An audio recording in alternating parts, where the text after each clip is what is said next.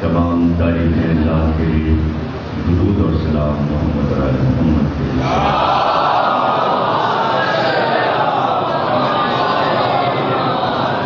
1433 ہجری کے شہر محرم کی 8ویں تقریر آپ حضرات امام بارگاہ کاظمین میں سماعت فرما رہے ہیں۔ گفتگو ہے مولا کائنات کے اس علمی سفر کہ جس نے پوری دنیا کو علم سے سیراب کیا۔ ہر لمحہ علم کی ترویج اور ترقی اور انسانیت کی بھلائی پر مولا کائنات نے اپنے آپ کو وقف کر دیا۔ زندگی کے جتنے بھی شعبے ہوتے ہیں اولین و آخرین میں کسی ہستی نے اتنا کام نہیں کیا کہ جو مولا کائنات نے کیا۔ خصوصی بات کہ اولاد کی تربیت کس طرح ہوتی ہے، اس پر مولا کائنات نے بہت زور دیا، اس لیے کہ یہ دنیا کا ایک مشکل کام ہے اور بہت ہی زیادہ مشکل کام ہے۔ علمی سطح پر کہ جہاں اولاد کو وراثتاً دین و ایمان، اخلاق، علم و ادب عطا کیا جائے، شجاعت تو وراثتاً تھی لیکن اس میں جلا کی ضرورت تھی۔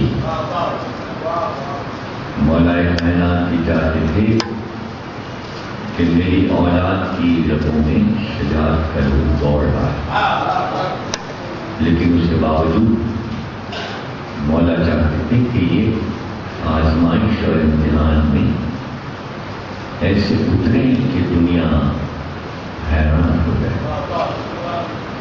یہ بھی ایک دقت تھی 2-4 بچوں کی تربیت ایک مشکل امر ہوتا ہے، نہ کہ مولا کائنات نے 18 بیٹوں کو اس منزل پر پہنچایا کہ جو اپنی ذات میں ولی تھا،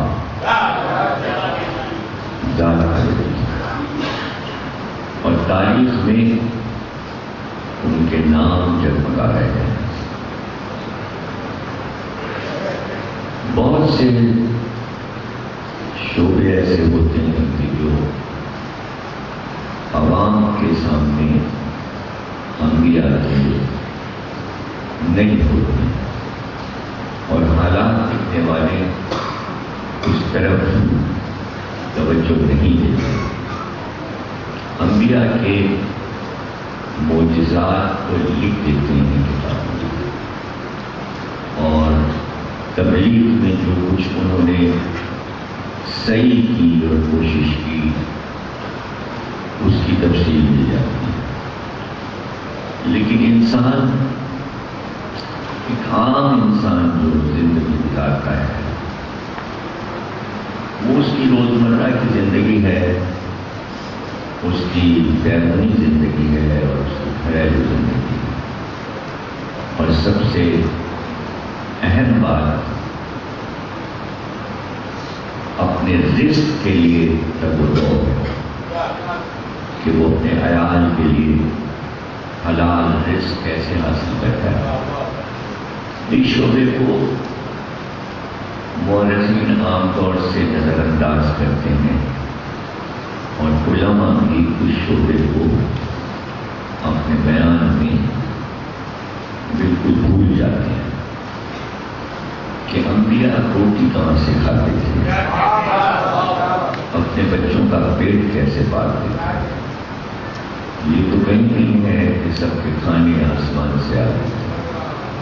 یہ تو صرف حضرت موسیٰ کے لیے ہوا کہ بنی اسرائیل قوم کے ناز اٹھائے گئے اور ان کے لیے آسمان سے کھانا آتا تھا اور ان کو کھانا پکانا نہیں پڑتا تھا، بلکہ انہیں روزانہ شیرمال اور بھنا ہوا پیکر مزیدار گرم گرم مل جاتا تھا. اتنی اچھی غذا کے باوجود کہ آرام سے انہیں اللہ بھجوا رہا تھا، اس کا بھی انہوں نے شکوہ کر دیا کہ بھئی یہ تو ہمارا دل بھر گیا روز پیکر کا گوشت اور شیرمال کھاتے کھاتے. پھر انہوں نے حضرت موسیٰ کو پایا کہ ہمیں ادرک چاہیے اور لہسن اور پیاز چاہیے تاکہ ہم اپنی مرضی سے یہ سب کھانے کھائیں اور پکائیں. تو اللہ نے کہا کہ پھر زراعت کرو اور خود ہی ان چیزوں کو کھیتوں میں پیدا کرو. یہ سب قرآن میں ذکر ہے، اور اگر ان چیزوں کو جمع کر لیا جائے تو حضرت آدم کی زندگی سے آخری پیغمبر تک آپ کو یہ ملے گا کہ پیغمبروں کے جو پیشے تھے روزگار کے، وہ خاص خاص 2 یا 3 تھے. سب سے پہلا شعبہ جو پیغمبروں کو دیا گیا وہ زراعت کا تھا کہ کھیت میں خود پھل چلاؤ، خود ہی بیج بو کر پانی سیچو اور اناج پیدا کرو. کھیتوں میں کام کرتے تھے حضرت آدم. اس کے بعد کے تمام انبیاء زراعت کرتے رہے. یا پھر پیغمبروں کو دوسرا کام جانوروں کی پرواہ کا ملتا تھا کہ بھیڑیں بکریاں یہ بیل گائے وغیرہ پالو اور اس کے دودھ سے منافع حاصل کرو اور انہیں جانوروں کی کھالوں سے تجارت کرو. یہ دوسرا کام کے سبب تھا. پھر الگ الگ بہت سے انبیاء کو شعبے دیے گئے. حضرت داؤد کا رزق وابستہ تھا لوہے کے ہتھیار بنانے سے اور زرہ بنانے سے. زرہ کی کڑیوں کو آپ روزی سے وابستہ تھے جو برتن بناتے تھے اور بازار میں برتن بنا کے بیچتے تھے. تو اب ظاہر ہے کہ اس کو بیان کرتے ہوئے اس کے لوگ شرماتے ہیں کہ جن کے گزارے ہومس پر ہوں تو وہ ایسا کوئی پیشہ کیسے اپنا سکتے ہیں کہ ان کو خواہش ہے بڑے مکانوں کی، عالی شان گاڑیوں کی، تو وہ نہ زراعت کر سکتے ہیں، نہ وہ باغ لگا سکتے ہیں، نہ وہ ہتھیار اور زریں بنا سکتے ہیں، اور نہ وہ جانور پال کر ان سے دودھ حاصل کر کے اس کی تجارت کر سکتے ہیں. تو اب ظاہر ہے کہ آئمہ تک آتے آتے بھی وہ جو سب کچھ چھپانا تھا کہ آئمہ کا روزگار کیا، اس لیے اس کو بھی چھپا لیا کہ اب کیسے کہیں بار بار کہ حضرت علی مزدور تھے، اس لیے کہ یہاں مزدوری کرتے ہوئے شرم آتی ہے کہ بھلا ہم مزدور تو ہم تو نواب لوگ ہیں، ہم کیسے مزدوری کر سکتے ہیں. لیکن مولا علی نے اس شرم کو ختم کیا. اب آپ دیکھیں کہ انگریزوں نے اس بات کا عادی بنایا ایشیا والوں کو کہ اسکول میں پڑھو، کالج میں پڑھو، کورس پاس کرو، پھر ایسے شعبے بنا دیے، کچھ آفس بنا دیے اور جاب گورنمنٹ کی نوکری کرو اور غلامی کرو۔ آج تک اس جنجال سے مسلمان نکل نہیں سکا۔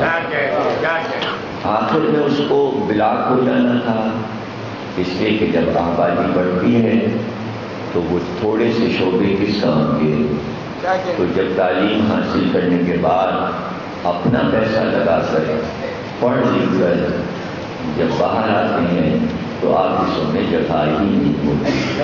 جگہ اس لیے نہیں ہوتی کہ ایسے اصول بنا دیے جاتے ہیں کہ جس میں ایک دوسرے کا حق مارنے کے لیے سب تیار بیٹھے ہوتے ہیں۔ تو وہ ظاہر ہے کہ کوٹا سسٹم بنا دیا، یہ بنا دیا، جو بڑا صوبہ ہے اس کے لوگوں کو بڑی زیادہ نوکریاں ملیں گی، چھوٹے صوبے والوں کو بعد میں ملیں گی۔ تو وہ چھوٹی چھوٹی جو نوکریاں ہیں اور جگہیں ہیں وہ بڑے صوبے کے قبضے میں ہی آ جاتی ہیں، تو چھوٹے صوبے والوں کے لیے کچھ بچتا ہی نہیں۔ تو اب ان کے لیے کوئی دوسرا راستہ ہی نہیں ہے کہ وہ کیا کریں۔ تجارت کرنا انہیں آتا نہیں، سیکھا نہیں، زراعت کر نہیں سکتے، سیکھا نہیں، غیر ملکوں سے تعلیم کو حاصل نہیں کیا، نئی فکر آئی نہیں کہ باہر کے ملکوں نے انہی دیشوں کو عظیم الشان عزت دار پیشے بنا دیا کہ یہاں کھیتی باڑی کسان پہ سے کوئی ہے۔ مغرب میں وہی پیشہ ایگریکلچر کے نام سے یونیورسٹیاں قائم کی گئی، سکھایا گیا، ڈگری لے کر وہی کام، زمینیں خرید کر لوگ اپنے روزگار کو شوقیہ فارم بناتے ہیں، خود ہی گیہوں پیدا کرتے ہیں، خود ہی بازار اور مارکیٹ میں اس کی مارکیٹنگ کے تقاضوں کے مطابق اکنامکس کی تعلیم حاصل کر کے اس کو فروغ کرتے ہیں۔ اب یہاں ہر چیز میں بے عزتی نظر آتی ہے، حالانکہ اس میں عزت نہیں ہے کہ بیکار پھرا جائے۔ بیکاری میں یہ ہوتا ہے کہ پھر شیطان اپنے دوست ڈھونڈ لیتا ہے اور پھر وہ کان میں پھونکتا ہے، کیا کرو گے نوکری ووکری کر کے؟ پیسے تو بہت ایسے ہی مل جاتے ہیں، ایسے بہت سے کاروبار ہیں کہ جس میں تم مہینے میں تنخواہ کیا ملے گی تمہیں، تم سال میں کروڑوں روپے پیدا کر سکتے ہو۔ اب وہ طریقہ کار شیطان کہہ کے غائب ہو جاتا ہے اور پھر بیکار لوگوں کو بھیڑ بکریوں کی طرح استعمال کر کے ان کو پھر ایسی منزل پہ لایا جاتا ہے کہ بھائی وہ صرف یہ سب کچھ کرتے پھریں کہ جس سے دوسروں کو اذیت ہو، اپنے ہی کو لوٹنا، اپنے ہی کو برباد کرنا، اپنے ہی کو جان سے مار دینا، یہ پیشے یہاں عام ہو گئے۔ اس میں عزت سمجھتے ہیں، سڑک پھوٹنے کو بے عزتی سمجھتے ہیں، دکان پہ بیٹھنے کو بے عزتی سمجھتے ہیں، ڈاکے ڈالنے کو عزت سمجھتے ہیں۔ تو ظاہر ہے کہ جہالت اتنی پھیلائی گئی اور علم سے ایسی دوری ہوئی کہ ہم اپنی قوم کو سنبھال نہیں سکے۔ اس کی وجہ یہی تھی کہ یہ نہیں بتایا گیا عالمی سطح پر، بین الاقوامی سطح پر، میڈیا پر کہ آئمہ نے انہی چیزوں کو کس طرح زندگی کا سہارا بنا دیا۔ پورے خاندان آسمان سے نہیں درہم و دینار خرچہ کرتے تھے۔ ایسے ہی آئمہ کے اتنے بڑے بڑے خاندان تھے اور ان کی پرورش ہو رہی تھی۔ کوئی بچہ خاندان کا ایسا نہیں تھا کہ جو کسی پیشے سے وابستہ نہ ہو۔ ایسا نہیں ہے۔ جب عبد الملک بن مروان خلیفہ ہوا اور وہ آیا مدینے میں تو اس نے مسجد نبوی میں دیکھا کہ امام محمد باقر صلی اللہ علیہ وسلم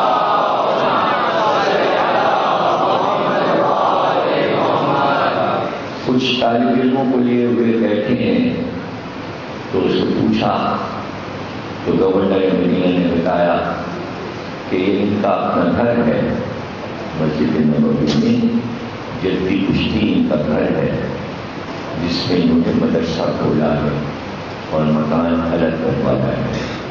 اس گھر کو جو رسول اللہ کا گھر تھا اس کو انہوں نے تعلیم کے لیے وقف کر دیا ہے.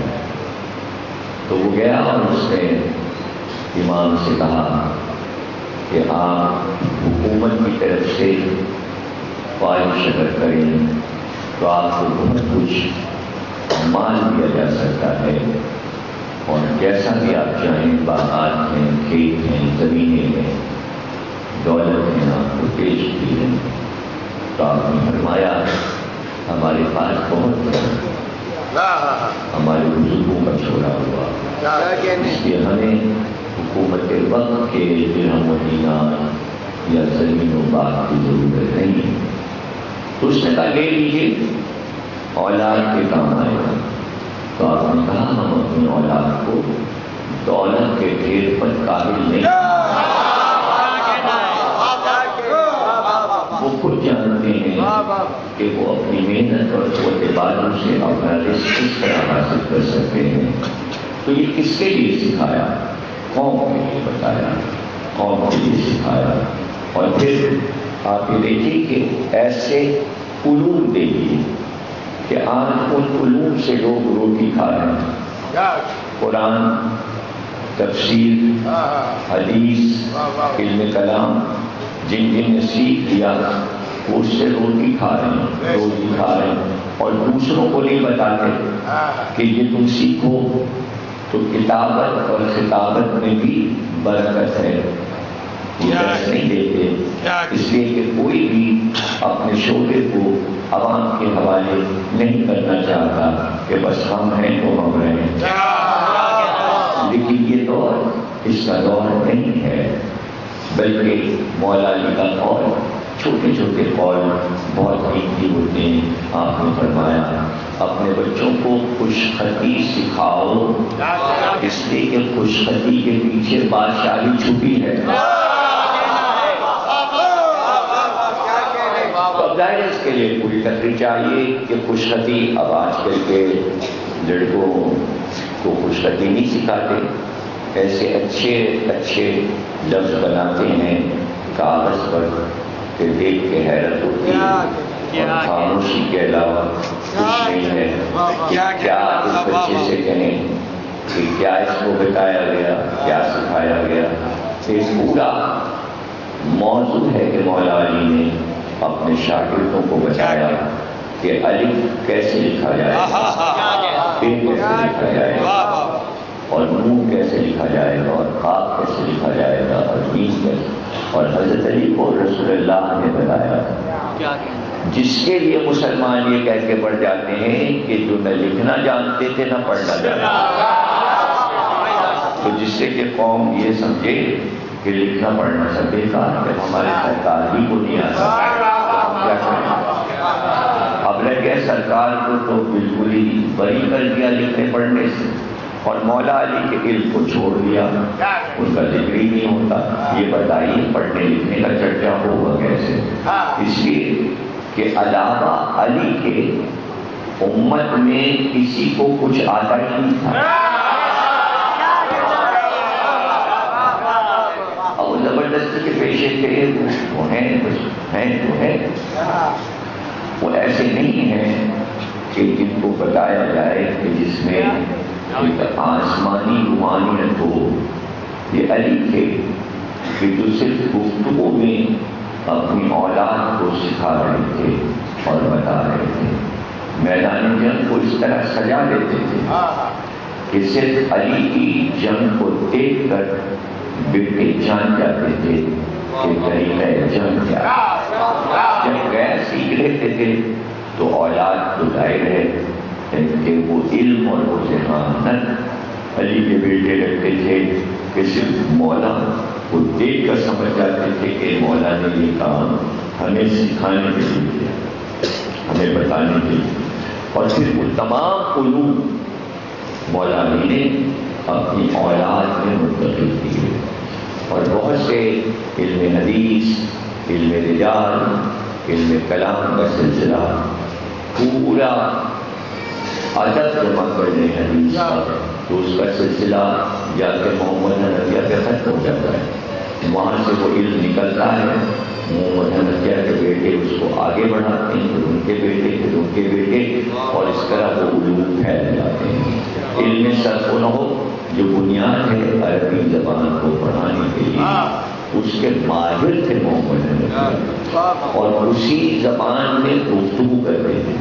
لیکن گفتگو ظاہر ہے کہ اگر کوئی عالم ہے تو وہ اچھے ماحول میں اپنے علم کا مظاہرہ کر سکتا ہے، لیکن ہنگامی حالات میں بڑا مشکل ہوتا ہے کہ کوئی اپنے سبجیکٹ کو سنبھال سکے۔ محمد حنفیہ نے آگ برس رہی ہے اور لہو برس رہا ہے، اور میدان جنگ اس وقت بھی گفتگو کی تو اسی موضوع پر کی جو علی سے سیکھی،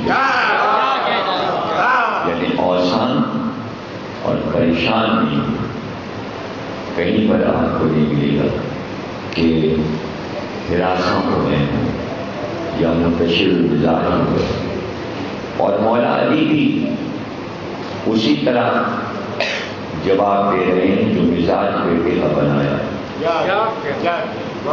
جو مزاج بیٹے کا بنایا ہے۔ جنگ جمل میں اور جنگ صفین میں محمد حنفیہ لڑے ہیں، اور اس طرح جنگ کی ہے کہ بار بار علی کہتے تھے کہ جاؤ حملہ کرو، جاؤ حملہ کرو، اور جو خطبہ دیا ہے محمد حنفیہ کے لیے، بیٹے کے لیے، کہ میدان جنگ کے اصول کیا ہے، تو اس کو پڑھ کر جسم لرزنے لگا ہے، صرف اس خطبے کو پڑھ کر کہ بیٹا میدان جنگ میں دانتوں پر دانتوں کو جمع کر اس طرح ثابت قدم رہنا پڑتا ہے، یعنی ایسا نہ ہو کہ فوج کا ریلا تمہیں پیچھے کی طرف دھکیل دے، اگر تم پیچھے ہٹ گئے یہ تمہاری شکست ہے، جہاں پر تم کھڑے ہو تو سیسا پلائی ہوئی دیوار بن جاؤ، وہ تمہیں ہلا نہ سکے، تمہیں کوئی ہلا نہ سکے، اور کبھی بھی میدان جنگ میں پہنچ کر لشکر کی اکثریت کی طرف نظر مت ڈالنا، بلکہ تمہاری نظر لشکر کے آخری صف پر ہو کہ لشکر کہاں تک ہے اور تمہیں کہاں تک لڑنا ہے۔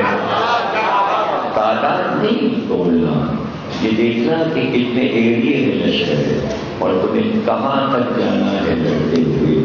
اس طرح بیٹے کو خطبہ دے کر مولا علی نے بتایا میدان جنگ کے دستور۔ اب وہ علم اور ایک طرف تلوار چلانا، دونوں کو ملا دینا، یہ مولا علی کے بیٹے کا کمال ہے، محمد حنفیہ کا کمال ہے۔ اور اسی طرح یعنی علی کو یہ معلوم ہے کہ میرا بیٹا کس طرح بات کرتا ہے، اسی انداز سے اگر وہی راوی ادھر جاتا ہے اور ادھر آتا ہے تو علی اسی مزاج کے مطابق جواب دیتے ہیں، تاکہ دونوں کی بات اکٹھا جب ملائی جائے تو بات سمجھ میں آئے۔ بلاتے ہیں اور ابھی وہ صرف پانی پیتے ہیں کہ مولا علی کہتے ہیں پھر حملہ کرو، پھر حملہ کرو۔ 17 بار بھیجا، آئے اور بھیج دیا، آئے اور بھیج دیا۔ تو کسی نے جا کر قریب میں کہا کہ محمد حنفیہ اتنی دیر سے علی تم کو لڑنے اتنی دھوپ میں بھیج رہے ہیں، دھوپ اور پیاس میں، کہ دھوپ سے تمہارا اسلحہ جل رہا، زرہ تمہاری گرم ہو رہی ہے، اور اس عالم میں تم لڑ رہے ہو، اور حسن حسین پہلو میں کھڑے ہیں، ان بیٹوں کو نہیں بھیجتے اور تمہیں بھیجتے۔ اب دیکھیے تلوار چلا رہے تھے اور اطمینان دیکھیے کہ وہ علم جو علی سے سیکھا تھا اسی علم میں جواب دیا، یا لوگوں میں جواب دیا۔ اور کیا جواب دیا تھا تجھے پتا نہیں کہ جب پتھر یا کنکر آنکھ کی طرف آتا ہے تو ہاتھ آنکھ کو بچاتا ہے، جب مٹی آتی ہے تو ہاتھ اٹھ کر آنکھ میں گرد جانے سے بچاتا ہے. حسن حسین علی کی آنکھیں ہیں، میں علی کا ہاتھ کا کام ہے آنکھوں کو بچانا. کیونکہ اس کی بات میں فتنہ تھا. جواب میں علم ہے، یہ بھی ایک علم ہے کہ فتنے کو علم میں ڈھال کر سامنے والے کو مائل کر دینا کہ شر سے ہٹ جا، علم میں آ جا. دیکھا یہ علی کی اولاد نے زمانے کو سکھایا. جب اس نے کہا کہ محمد حنفیہ نے میری بات پر غور ہی نہیں کیا تو وہ مولا علی کے پاس آ گیا اور اس نے مولا علی سے کہا کہ آپ محمد حنفیہ کو بار بار دیکھیں.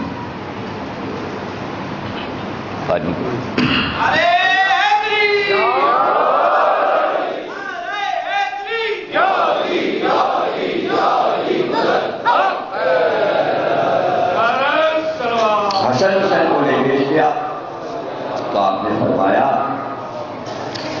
کہ بھائی محمد حنفیہ میرا بیٹا ہے، حسن حسین رسول اللہ کے بیٹے ہیں، میں رسول کی اولاد کو بچا رہا ہوں، اپنی اولاد کو قربان کر رہا ہوں. اب باپ اور بیٹے دونوں کے جملوں کو توڑ لیجیے تاکہ اس سے یہ اندازہ ہو کہ علی نے اپنا علم اپنے شاگردوں میں کس طرح منتقل کیا اور شاگرد نے کیسے جذب اور کشف کر لیا کہ اپنے معیار کو وہاں رکھا کہ کہیں کم نہ نظر آئے. اس لیے کہ علی کی شاگردی ہے، اگر کمتر ہو جاتے تو علی کے علم پر حل پا جاتے. تو اس طرح علی نے اپنے شاگردوں کے ذریعے علم کو آگے بڑھایا، علم کو سمجھایا کہ یہ کوئی ضروری نہیں ہے کہ علی سکھانے پر پڑا ہے، لیکن بعض منزلوں پر علی زمانے کو دکھانا چاہتے ہیں تاکہ زمانہ سیکھے کہ اولاد کی تربیت ہوتی کیسے. ایک دن حضرت علی ایک باغ میں پہلا دے رہے تھے اور راتوں کو پہرا دیتے تھے. یہ بھی ایک علی روزگار کا سلسلہ بتا گیا اور یہ سیکورٹی کے نام سے پورے ورلڈ میں رائج ہے کہ انگلینڈ وغیرہ میں جو طلباء یہاں سے جاتے ہیں وہ ایک طالب علم پوری عمارت کی حفاظت میں تنخواہ لیتا ہے اور اسی طرح زمینوں کے لیے ایک آدمی مقرر کر دیا جاتا ہے دیہاتوں میں کہ جو کھیت یا باغ کو دیکھتا ہے اور اس کی تنخواہ ہوتی ہے. یہ بھی طریقہ مولا علی نہیں جاتا دیا. تو آپ بھی رات میں باغوں کی حفاظت کرتے تھے، گویا یہ بھی ایک مصروف کا طریقہ تھا. ایک دن مصروف تھے مولا علی، گھوڑے پر بیٹھے لایا پھر رہے تھے. رات کافی ہو چکی تھی، آدھی رات گزر چکی تھی کہ 9 سال کی عمر میں حضرت عباس گھوڑے پر بیٹھے ہوئے مولا علی کے پاس آیا اور کہا کہ بابا آپ تھک گئے ہوں گے، آرام کیجیے، آپ کی جگہ میں اس باغ کی محافظت کرتا ہوں. مولا علی نے فرمایا عباس تم میری جگہ اس فریضے کو انجام دو، لیکن ایک بات یاد رکھنا کہ اگر کوئی اس باغ میں داخل ہونا چاہے تو اس کو اندر نہ جانے دینا. بیٹے نے کہا ایسا ہی ہوگا. علی نے کہا اگر اس نے اندر جانے کی کوشش کی تو کیا کروں گی؟ حضرت عباس نے کہا کہ میں اسے جنگ کروں گا. تو آپ نے فرمایا ہاں جنگ کی نوبت آئے تو جنگ کر لینا اور اسے کہنا کہ اگر تم مجھ سے فتح پا جائے تو واپس چلنا ہے، اور اگر اس سے شکست کھا جائے تو واپس چلنا ہے۔ میعاد مقرر کر دیا مولا جی نے اور چلے گئے۔ بالکل علی کے انداز سے حضرت عباس گھوڑے پر بیٹھ کر اور تلوار کمر میں لگا کر اسی طرح سے لایا، پھرنے لگے۔ کافی دیر کے بعد حضرت عباس نے دیکھا کہ گھوڑے پر ایک سوار آ رہا ہے اور اس کے منہ پر نقاب ہے، چہرہ اس کا چھپا ہوا ہے اور اس کے پاس بھی تلوار ہے اور وہ سیدھا باغ کی طرف جا رہا ہے۔ حضرت عباس آگے بڑھے، للکارا اور کہا کہ کہاں کا ارادہ ہے؟ اس نے کہا میں باغ میں جانا چاہتا ہوں۔ حضرت عباس نے کہا تم نہیں جا سکتے، اس لیے کہ میرے بابا نے منع کیا ہے کہ کوئی بھی باغ میں نہ جائے۔ تو اس نے کہا میں تو جاؤں گا۔ حضرت عباس نے کہا کہ تمہارے پاس تلوار ہے، نکالو، مجھ سے مقابلہ کرو، اگر جیت جاؤ تو باغ میں چلے جاؤ۔ فوراً ہی آنے والے نوبارد نے تلوار نکالی، حضرت عباس نے بھی تلوار نکالی۔ اب جو تلوار چلنا شروع ہوئی تو شاید ہی کوئی بات تلوار کا عربی بچا ہو جو اس مقابلے میں نہ آیا، بلکہ رد و بدل ہوتی رہی اور اتنی تیز تلوار چلی کہ گھوڑوں کے سموں سے چنگاریاں نکلنے لگی۔ جب پتھریلی زمین سے گھوڑے کے سم ٹکراتے تو چنگاریاں نکلتی اور دونوں طرف سے برابر سے تلوار چل رہی، نہ وہ انہیں پھیر کر یہاں تک کہ کئی گھنٹے ہوئے اور صبح نمودار ہونے والی تھی۔ تو کوفے کا طریقہ کار یہ تھا کہ جب صبح ہونے لگتی تو جو سپاہی پیشہ لوگ تھے وہ جب لشکر میں جاتے تھے تو صبح کو اپنا کھانا اپنے ساتھ لے جاتے تھے۔ تو پورے کوفے میں 3 ساڑھے 3 بجے سے تنور روشن اور گھروں کی عورتیں آٹا لے کر تنور پہ روٹیاں لگوانے جاتی تھیں اور تنور سے روٹیاں پکوا کر واپس آتی اور اپنے شوہروں کو کھانا کھلاتی تھیں اور کچھ کھانا ساتھ کرتی تھیں جو سپاہی ہوتے تھے۔ ایک گھر سے ایک عورت آٹا لے کر تنور پر جانے کو نکلی کہ روٹی پکوا کر لے آئے۔ راستے میں یہ بات پڑتا تھا جہاں 2 سوار آپس میں لڑ رہے تھے، اس کی جو نظر گئی تو وہ کھڑے ہو کے اس مقابلے کو دیکھنے لگی۔ اتنے غور سے اس نے دیکھا کہ اس کا دل لگ گیا اور وہ بھول گئی کہ میں کس کام سے نکلی تھی اور غور سے اس لڑائی کو دیکھتی گئی، یہاں تک کہ کافی عرصہ گزر گیا۔ جب وہ تنور کی طرف گئی تو تنور بند ہو چکی تھی۔ واپس اس گھر میں شوہر نے کہا کہ روٹی لگوا لائی، اس نے کہا تنور بند ہو گئے۔ کہا اتنی تو دیر میں تو آئی اور کہتی ہے کہ تنور بند ہو گئے۔ کہاں؟ وہ صرف راستے میں نے دیکھا 2 سوار لڑ رہے تھے، آپس میں تلوار چلا رہے تھے، میں نے کھڑے ہو کر ان کی جنگ دیکھنا شروع کی، اس لیے دیر ہو گئی۔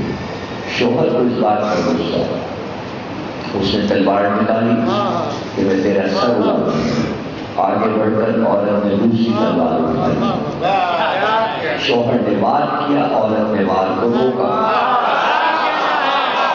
اس نے دوسرا وار کیا، اس نے اس وار کو روکا۔ وہ وار کرتا جاتا تھا، یہ لڑکی ہوئی صحن میں دفاع کرتی جاتی تھی اور جب یہ وار کرتی تھی تو وہ گھبرا کر پیچھے ہٹ جاتا تھا۔ جب کافی دیر ہو گئی تو تھک گیا، تلوار چلاتے چلاتے تلوار پھینک کے کہنے لگا ایک وقت یہ بتا کہ ساری زندگی تو تیرے سال گزر گئی، یہ تو نے تلوار چلانا کب سیکھا؟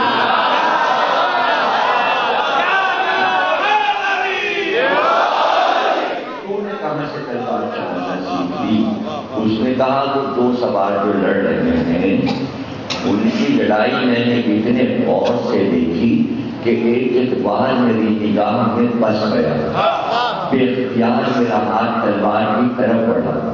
اب جو میں نے اٹھایا تو جو کچھ دیکھا تھا میں تلوار کے ذریعے وہ سب کچھ کرتی چلی گئی اور میرے سارے وار کے گل کو سمجھتی جاتی تھی اور اس کا جواب دیتی جاتی تھی۔ اس نے کہا چلو میں بھی دیکھوں کہ کون سے ایسے سکھانے والے ہیں کہ جو اگر چاہے تو عورت کو بھی تلوار چلا سکے۔ وہ گیا اور غور سے ان دونوں کو لڑتے ہوئے دیکھتا رہا۔ دونوں میاں بیوی کھڑے ہوئے دیکھتے رہے۔ اس کو بھی بہت اچھا لگا ایسی لڑائی، اس نے کاہے کو دیکھی تھی حالانکہ وہ سپاہی تھا۔ پھر اس نے دیکھا کہ کچھ دیر کے بعد جب اذان صبح کا وقت آنے لگا تو ایک سوار جس کے چہرے پر نقاب تھی اس نے اپنے چہرے سے نقاب ہٹائی اور ایک بار آواز دیا، عباس نماز صبح کا وقت آ گیا۔ عباس نماز صبح کا وقت آ گیا تو پھر پیارا عباس نے کہا بابا آپ نماز پڑھائیے، میں آپ کے پیچھے نماز پڑھتا ہوں۔ اب ان لوگوں کو پتا چلا کہ یہ ایک سوار علی تھے اور دوسرے سوار عباس تھے، یعنی علی نے سکھا تو دیا تھا عباس کو، لیکن راوی مل گئے دو جن کے ذریعے بات آگے جائے کہ اپنے بیٹے کو سکھا کر یہ دیکھنا چاہتے تھے کہ عباس کو کتنا علم آ گیا۔ اس کے درمیان میں جو آزمائش ہو رہی ہے زمانے کو بتایا کہ کوئی اگر غور سے اس علم کو سیکھ لے وہ عورت ہو یا مرد تو وہ اس علم کو جذب اور کشف کر سکتا ہے۔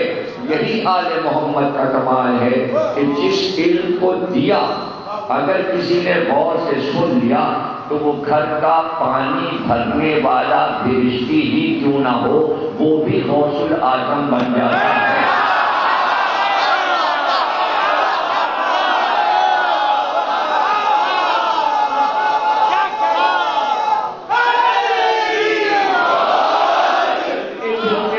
سیکھنے والے ایک امت کے امام محمد حنفیہ محمد ابو حنیفہ بن سکتے ہیں اور ایک فقہ کے بانی ہو سکتے ہیں۔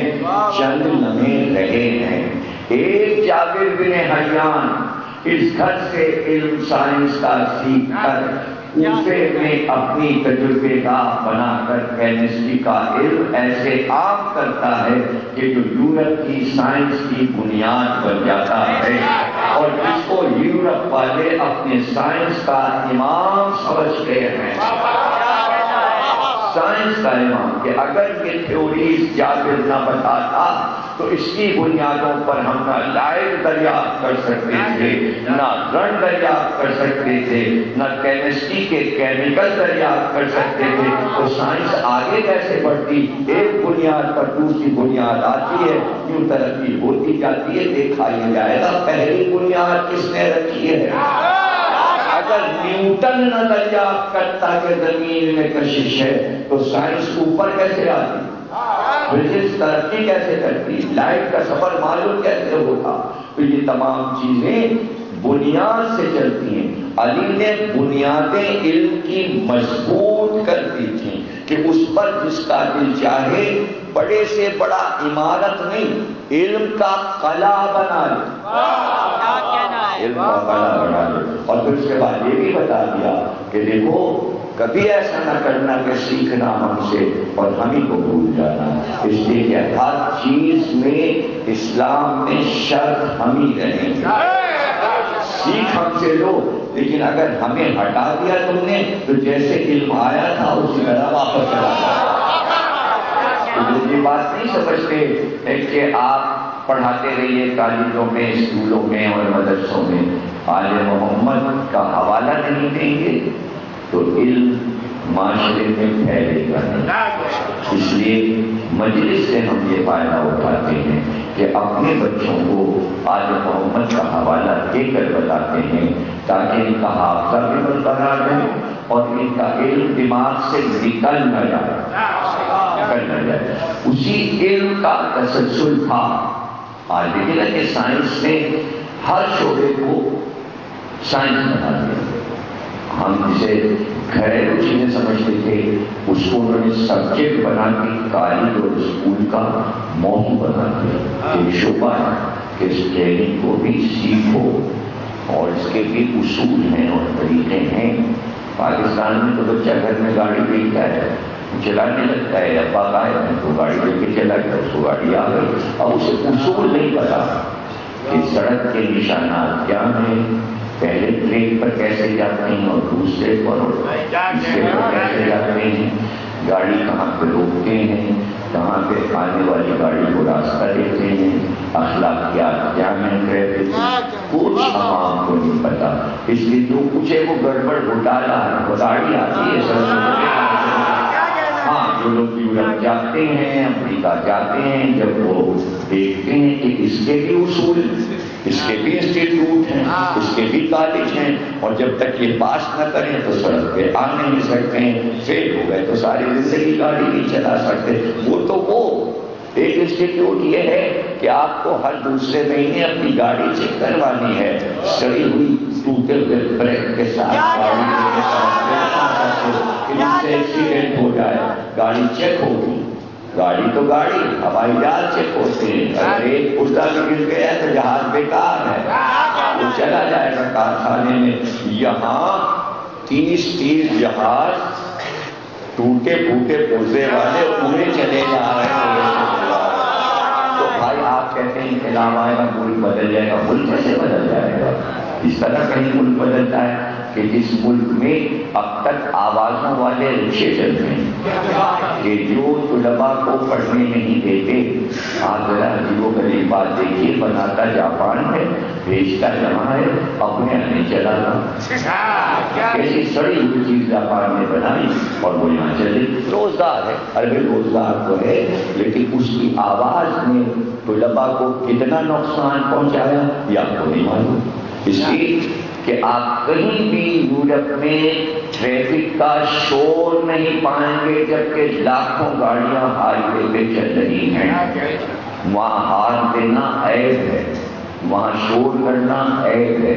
ایسی ایسی گاڑیاں بناتے جانے جس میں شور ہو نہ. کتنی آسانیاں علوم میں وہ پیدا کر رہے. اب برا کہہ لو تو بھلا کر لو, یہودی ہیں, عیسائی ہیں, مشرک ہیں, کافر ہیں, سب کچھ ہیں, مگر سکھا وہی رہے. بھائی دنیا انہی سے وابستہ ہے. اب رہ گیا دین. بھائی دین کے لیے تو پھر یہ مسجد ہے اور مدرسہ ہے. ہم نے اپنی جگہ الگ بنائی ہے. اس کی ایک وجہ ہے, اس کی وجہ یہ ہے کہ اخلاقیات اور دل کی نرمی نہ مدرسے میں سکھائی جاتی ہے نہ مسجد میں. برا ماننے کی باتیں نہیں, یہ صرف مجلس میں بتایا. اور اگر یہ محرم نہ ہوتا تو جس طرح تمام فرقوں میں مجرم پائے جاتے ہیں اتنے ہی ہمارے ہاں بھی پائے جاتے ہیں. لیکن ہمارے ہاں اگر آپ ایوریج نکالیں گے سال بھر میں تو مشکل سے 1-2 بندے ایسے نکلیں گے کہ جو ہمارے میں سے ہوں گے. ہمارے یہاں مجرم بنتا ہی نہیں. جو جرائم پاکستان میں فیشن ہیں اس میں ہمارے عزادار شامل نہیں ہیں. اس کی وجہ ہے یہ 2.25 مہینے کا دست. یہ کربلا جو سامنے ہے اس کی وجہ سے دل اتنے نرم اور اتنے بااخلاق ہوتے ہیں ہمارے عزادار کہ وہ کبھی بھی غیر اخلاقی حرکت نہیں کر سکتے. عزاداری کی اس کامیابی کو ہمارے علماء شیعہ سنی نے کسی طرح قبول نہیں کیا ہے, جس کا افسوس ہے. جس عزاداری کی مخالفت ہے وہی تو 1400 سال سے اخلاقیات کو بلند کر رہی ہے, تربیت کر رہی ہے, گھریلو ماحول کو سجا رہی ہے. نہ سنتے کربلا تو کیسے معلوم ہوتا کہ نازک رشتے خاندان کے کیا ہیں. حسین 28 رجب کو جو پورے گھرانے کو لے کے چلے تو اس میں ہر رشتے کو رکھا. کبھی سوچئے گا کہ ہر رشتے کو کیوں رکھا؟ اس لیے کہ حسین جانتے تھے کہ یہ کائنات کا آخری پیغام ہے، اور معاشرے میں جتنے رشتے ہوتے ہیں ان کی حساسیت کو حسین انسانیت تک پہنچانا چاہتے ہیں۔ بیٹی کیا ہے؟ بیٹی کی محبت کیا ہے؟ بیٹا کیا ہے؟ بیٹی کی محبت ہے۔ بھائی کیا ہے؟ بھائی کی محبت کیا ہے؟ بھتیجے کیا ہیں؟ بھانجے کیا ہے؟ بہنیں کیا ہیں؟ دوست کیا ہے؟ دوستی کیا ہے؟ وفا کیا ہے؟ کوئی ایسا بھی رشتہ ہے جو حسین کیا نہیں؟ ایک رہ گیا تھا کہ بیٹی باپ سے کبھی جدا ہو جائے تو بیٹی پہ کیا گزرتی ہے، وہ رشتہ بھی ہے۔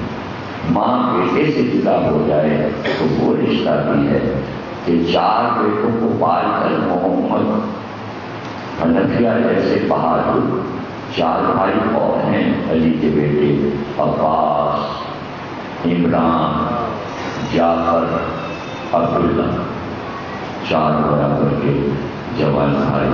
اسی لیے ام البنین کو ام البنین کہا جانے لگا کہ عرب میں جس کے 4 بیٹے ہوتے تھے اسے کہتے تھے ام البنین، یعنی بیٹوں کی ماں۔ فاتح میں جہاں زیارت حضرت عباس لکھی ہے وہاں پہ حاشیے پر شیخ عباس اکرمی نے نوٹ لکھا ہے کہ بعد کربلا کوئی پکارتا تھا ام البنین تو پلٹ کے کہنے کی مجھے ام البنین نہ کہا، میرے 4 شہباز جیسے بہادر بیٹے کربلا میں مار ڈالے گئے، اور کہاں ہیں وہ 4 بیٹے؟ اب تو نہیں ہے ام البنین کے 4 بیٹے، پالا اور پال کے دین کے حوالے کرتے، حسین کے حوالے کرتے۔ اور ابھی شام کی مجلس اور رات کی دونوں مجلسوں، تینوں مجلسوں میں مسلسل میرے فضائل حضرت عباس پڑھے اور مسائل بھی پڑھے، دل نہیں بھرتا۔ باب الحوائج 4 باب الحوائج ہیں ہمارے پاس، کہ جو حاجتوں کا دروازہ ہے جہاں سے کبھی دعا درد نہیں ہوتی۔ ایک شہزادہ علی اصغر ہے، ایک حضرت عباس ہے، ایک حضرت مسلم ابن عقیل ہے، ایک امام موسی قاری۔ لیکن علماء نے لکھا کہ مادر عباس ام البنین بھی باب الحوائج، جناب سکینہ بھی باب الحوائج، یعنی یہ بھی وہ ہستیاں ہیں کہ جن کا نام زبان پہ آ جائے اور دعا کی جائے تو دعا لگتی ہو۔ مگر عباس کا کیا کہنا، حضرت عباس کا کیا کہنا کہ وفا اور عباس دونوں ایک ہی چیزیں ہوئے، اور وفا بھی ایسی وفا کہ امام حسین کو ناز ہے حضرت عباس پر، ناز ہے۔ یہ ضرور ہے کہ اگر دل کھول کر عباس لڑتے تو کربلا کا نقشہ کچھ اور ہوتا، لڑے اور کئی موقعوں پر جنگ کی، اور بڑے بڑے پہلوانوں کو ہاتھ دھونا پڑا اپنی جان سے۔ مارد بن سدیب جو کہ بہت بہادر تھا وہ حضرت عباس کے مقابل آیا، لیکن مارد عباس کے سامنے ٹھہر نہیں سکا۔ جس طرح خیبر میں علی نے مرحب کو 2 ٹکڑے کیا، حضرت عباس نے کربلا میں مارد بن سدیب کو قتل کر دیا۔ اور سب سے پہلے جو فتح پائی کہ جب مارد میدان میں آیا تو جس گھوڑے پر سوار تھا وہ گھوڑا حضرت عباس کے گھر کا تھا، اور وہ گھوڑا حضرت عباس کو دیکھ کر اس نے آواز دی تھی۔ حضرت عباس کو خوشی ہوئی تھی کہ مجھے دیکھ کر اس نے سینا کیا ہے، اور جب آپ نے گھوڑے سے اس کو گرا دیا اور وہ زمین پہ گر گیا تو مرتجس کو حضرت عباس تابیہ کے پاس لائے اور تابیہ پر سوار ہو گئے، اور مرتجس کی بات پکڑ کر واپس حسین کے پاس آئے۔ امام حسین تابیہ کو دیکھ کر رونے لگے اور پھر یاد دلایا کہ عباس مدائن کے میدان میں بھائی حسن اس گھوڑے پہ سوار تھے، اور یہ گھوڑا امام حسن کو بہت عزیز تھا۔ عباس نے گھوڑے کو مالک سے چھین کر لا کر امام حسین کے ہاتھ میں لجام فرس کو دے کر گویا اپنے آپ کو منوایا کہ چھینی ہوئی ملکیت پہ قبضہ کرنے والے کو عربی میں غازی کہتے ہیں۔ دو چیزیں جو عباس سے چھینی گئیں اور اس گھر سے چھینی گئیں، ایک یہ گھوڑا اور دوسرے دریائے فرات، دونوں پہ عباس نے قبضہ کیا تھا، دکھایا، اس لیے آج تک عباس کو غازی لوگ یہ سمجھتے ہیں کہ جو میدان جنگ سے جیت کے آ جائے اس کو غازی کہتے نہیں، غازی اسے کہتے ہیں غرق شدہ شہر کو واپس لے لے، اس راستے کو وارث ہو تو وہ فتح پا گئے، وہی ہے غازی۔ تو یہ دو کارنامے کربلا میں عباس کے ایسے ہیں۔ اب یہ سوال 25 برس سے جتنی بار بھی موقع ملا جواب دے دیا، سوال اپنی جگہ پر اسی طرح اڑا ہوا، جس کو لے عباس غازی تو کہتے ہیں۔ چلے جا رہے سوال سمجھ میں نہیں آتا، جو لوگ سنتے ہیں وہ جواب کیوں نہیں دے دیتے اس کو جو سوال اٹھاتا ہے؟ ایسا لگتا ہے کہ سوال کرنے والا یہ چاہتا ہے کہ اس سوال کا جواب کبھی نہ ملے، یہ ایک مزاج بن گیا ہے کہ اگر جواب مل گیا تو پھر میں سوال کیسے کروں گا؟ کہیں نیا سوال بنا لینا، آگے بڑھو، اب اسی پہ اڑے ہوئے ہو، جن سوالوں پہ 10 برس پہلے اڑے تھے اسی پہ آج تک اڑے ہوئے۔ یہ اڑیل مزاج قوم کا بن گیا۔ سب نہیں ہیں ایسے، ہیں چند کم، ان کی وجہ سے سب بدنام ہیں۔ اس کے جو پڑھے لکھے ہیں وہ ان سے الگ تو ہوں، ان سے الگ تو ہوں۔ جیسے غدیر کے معاملے میں آپ 72 فرقوں سے الگ ہو گئے ہیں، اسی طرح جوہلا سے الگ ہو کے دوسری صف میں کھڑے ہو جائیے نا۔ یہ گھس گھس کے جاہلوں کے ساتھ رہنے کا کیا طریقہ ہے؟ عالم محمد نے ایسا نہیں کیا، جاہلوں کو اپنے میں ملایا نہیں، جاہلوں کو قریب نہیں آنے دیا۔ کربلا پوری کے پوری علم کی دستگاہ ہے، جو جملہ جو بولا ہے وہ علم ہے، جو عمل کیا ہے وہ علم ہے۔ اور سامنے جہالت کا ایک پورا سمندر تھا، کالا سمندر جو کہ ٹھاٹھے مار رہا تھا، اور حسین اس کو بھی آخر وقت تک سکھانے کی کوشش کر رہے تھے، جسے کہتے ہیں حجت تمام کرنا۔ تو علی بتا رہے تھے میں نے اپنی طرف سے سب بتا دیا ہے، تنبیہ کر دی، ایسا نہیں کہ یہ کہیں پر جا کے گئے ہمیں کسی نے یہ بات بتائی نہیں تھی، ہمیں یہ بات کسی نے بتائی نہیں تھی۔ حسین نے سب کچھ 8 روز میں بتا دیا، ورنہ حسین کا وعدہ تو اللہ سے ایک دن کا تھا، عاشور کا وعدہ تھا کہ تمہیں سر کٹانا ہے 10 محرم کو۔ 8 روز اس لیے پہلے آئے کہ حجت پہلے 8 روز میں تمام ہو جائے، اس کے بعد تو سر کٹا ہی گئے، اور اس میں سب برابر کے حصے دار ہیں۔ تو جب علی اصغر سے کہا کہ حجت تمام کر دو تو کیا حضرت عباس نے حجت نہیں تمام کی ہوگی؟ حضرت عباس کے مکالمے پڑھیے، جس طرح لشکر یزید کے سرداروں سے حضرت عباس نے باتیں کی ہیں، جو جوابات دیے ہیں، وہ پڑھنے والی چیزیں، وہ سننے والی چیزیں ہیں، نہ یہ چیزیں بیان کی جاتی ہیں، نہ اس طرف رغبت دلائی جاتی ہے۔ ہم جانے کہاں بیٹھے ہیں اور ہم کیا کر رہے ہیں، ہم کو ان سب چیزوں پہ غور کرنا چاہیے، محرم سے فائدہ اٹھانا چاہیے، اس علم کو جاننا چاہیے۔ حسین کے خطبے کتنے ہیں، کربلا میں اقوال کتنے ہیں، حضرت عباس کے خطبے کتنے ہیں، اقوال کتنے ہیں، حضرت علی اکبر کے اقوال کتنے ہیں، حضرت علی اکبر کے خطبے کتنے ہیں، کیا کیا اقدام عباس نے کیے، اور اس کے ساتھ ساتھ بیویاں کیا علم دنیا کو دے رہی تھیں کہ وہ حضرت علی کی حدیثیں جس کے لیے لوگوں نے حضرت علی پر ایسے ایسے الزامات رکھے تھے اور ایسے ایسے اتہام دیتے تھے، اس کو حضرت زینب نے سچ کر کے دکھایا۔ اور ابن زیاد نے جو زبان لڑائی تھی اور کہا تھا کہ تمہارا باپ معاذ اللہ جھوٹا تھا، تو زینب نے قدم قدم پہ دکھایا کہ میرے باپ سے سچا کائنات میں کوئی نہیں تھا۔ اس کی وہ حدیثیں جو پیشین گوئیاں تھیں جب وہ ہوئی تو زینب نے اس کے اوپر اصرار کیا کہ تاریخ اس منظر کو محفوظ کرے۔ تو ایسے ہی نہیں عباس جا رہے ہیں تو حضرت زینب کہہ رہی ہیں فضا ذرا عباس کو میرے پاس بلا لے، اور حضرت عباس آئے اور حضرت زینب کہہ رہی ہیں کہ بابا اکثر کہتے تھے زینب کے بازوؤں میں رسی بندھی، لیکن جس وقت کہا تھا مولا علی تو اس وقت لوگوں کے سمجھ میں یہ بات نہیں آئی ہوگی کہ کہ یہ بات علی کیسے کہہ دیتے ہیں کہ زینب کے بازوں میں رسی بندھی تھی. چاہا زینب نے کہ آج بابا کی یہ حدیث سچی ہو گئی ہے اور سچا ہو رہا ہے تو زمانے کو دکھا کے لکھوا کے تاکید کر دی کہ سمجھو کہ میرا بابا کائنات کا کتنا سچا امام تھا، کیسا معصوم تھا کہ جو کہہ گیا وہ ہوا. اور اس کے بعد کہا کہ عباس میں بابا سے کہہ رہی تھی بابا کسی بہن کا ایک بھائی ہوتا ہے تو اس کو ایک بھائی کے پاس ہوتا ہے.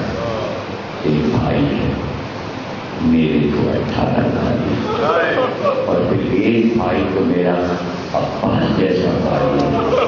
تو بابا بازو میں رسی کیسے بدلے گا؟ تو بابا رونے لگتے تھے. عباس تم جا رہے ہو، آج مجھے یقین ہو گیا کہ اب زینب کے بازو میں رسی بدلے. یہ ہے عباس، یہ ہے عباس اہل حرم کی ٹھاکر کہ زینب نے حضرت عباس کی عظمت کو کس طرح بیان کیا اور اسی بیان میں علی کی عظمت کو کیسے ظاہر کیا. لیکن بار بار میں اس منظر پر آتا ہوں تو میرا جگر بھرنے لگتا ہے کہ رخصت سب ہوئے، سب گئے، لیکن جب عباس چلنے لگے تو خیموں کے پردے اٹھ گئے اور بیویاں خیموں سے باہر نکل گئے اور عباس کے گھوڑے کے پاس پکار رہی تھی عباس تم نہ جاؤ، عباس تم نہ جاؤ، عباس تم نہ جاؤ. کیا گزری ہوگی حضرت عباس جب بیویاں رو رو کے پکار کے کہہ رہی تھی عباس نہ جاؤ. لیکن ہائے سکینہ کا تڑپنا اور علی اصغر کی پیاس اور عباس کا یہ سوچنا کہ میں حسین کے بچوں کو پانی بھی نہیں پلا سکتا. مشق لے کر مراد پہ جانا، مشق بھر کر آنا، لیکن وہ تیروں کی بارش، تیروں کو کاٹ رہے ہیں تلوار سے، لیکن ہائے عباس کو تیر لگ رہے تھے، عباس کو پرواہ نہیں تھی. لیکن جب رولہ کا تیر مشق پہ لگ گیا، شانوں کے کٹنے کے بعد جو آس مشق سے عباس کی آس ٹوٹ، جب پانی بہ گیا تو عباس نے اپنا لہو بہا دیا کہ جب میں حسین کے بچوں کو پانی پلا ہی نہیں سکا تو حسینوں میں جا کے کیا کروں. اس لیے عباس پھر فرات کی طرف مڑ گئے. نقشے میں دیکھیے روضہ عباس پر جب جائیں تو آپ دیکھتے ہیں کہ ہاتھوں کی اجازت کر کے روضے پہ جاتے ہیں. اس کی وجہ یہ ہے کہ جہاں ہاتھ کٹے تھے وہاں سے پھر عباس واپس ہوئے تھے، اس کے روضہ آگے جا کے بنا، ہاتھ پہلے کرتے ہیں کہ عباس اس کے واپس ہوئے تھے. شاید کوشش کروں تھوڑا سا پانی میں لا سکوں پورا، اور اگر نہیں لے جا سکتا تو وہاں جا کے کیا کروں. تو عباس ٹھوکروں سے لڑتے ہوئے چلے، لیکن جس کے ہاتھ ہی کٹ چکے ہوں اور وہ گھوڑے پہ کیسے سبر تھا، چاروں طرف سے حملہ ہوا، عباس گھوڑے سے گرنے لگے. آقا کو پکار کر سلام دیا، عباس نے آقا کو سلام دیا. آقا علی اکبر کو لے کر قرآن پر آئے تو عباس اس وقت زمین پر پڑے تھے اور پورے جسم سے لہو بہہ رہا تھا. جس بھائی کو گود میں پالا ہو اس کو اس حالت میں ٹکڑے ٹکڑے دیکھا ہو، حسین پر کیا گزر گئی، کیا گزر گئی. بازو علی اکبر تھامے تھے حسین کے، زمین پر بیٹھ کر حسین نے عباس کا سر اپنے سامنے پہ رکھ دیا اور کہا اگر کوئی خواہش ہو تو بتاؤ. عباس نے کہا پیدا ہوا تھا تو سب سے پہلے آپ کا چہرہ دیکھا تھا، چاہتا ہوں دنیا سے جاتے وقت آپ کا ہی چہرہ دیکھو. میرے بھائی میری طرف دیکھو تو آنکھ میں تیر بے وسط ہے، دوسری آنکھ میں لہو جم گیا ہے. حسین نے کس طرح آنکھ سے تیر کا ٹکڑا نکالا جیسے علی اکبر کے سینے سے پنچھی کا پھل نکالا. لہو کو صاف کیا، کہا دیکھو عباس میری طرف دیکھو۔ عباس نے جب حسین کی طرف دیکھا پھر بار حسین نے کہا عباس ایک میری بھی خواہش پوری کر دو۔ تمہاری خواہش پوری ہو گئی، تم نے میرا چہرہ دیکھ لیا۔ اے عباس زندگی میں کبھی بھائی کہہ کر نہ پکارا، ہمیشہ آقا کہا، آج تو بھائی کہہ کے پکارو۔ لیکن جو مڑ کے دیکھا عباس کی روح پرواز کر چکی تھی۔ عباس کا حرم لے کر خیمے میں آئے، بیویاں علم کے گرد آئیں۔ عباس نے پوچھا میرے وارث کا لاشا نہیں آیا؟ تو زمین پر علم کو لٹا کر اوپر سے فرائض ڈال کر کہا بس یہی عباس کا لاشا ہے۔ میں عباس کا لاشا کیسے لاتا؟ ان کی تو وصیت تھی کہ میں پیاسے بچوں کے شرمندہ ہوں، میرا لاشا میرا لے جائے۔ ماتم حسین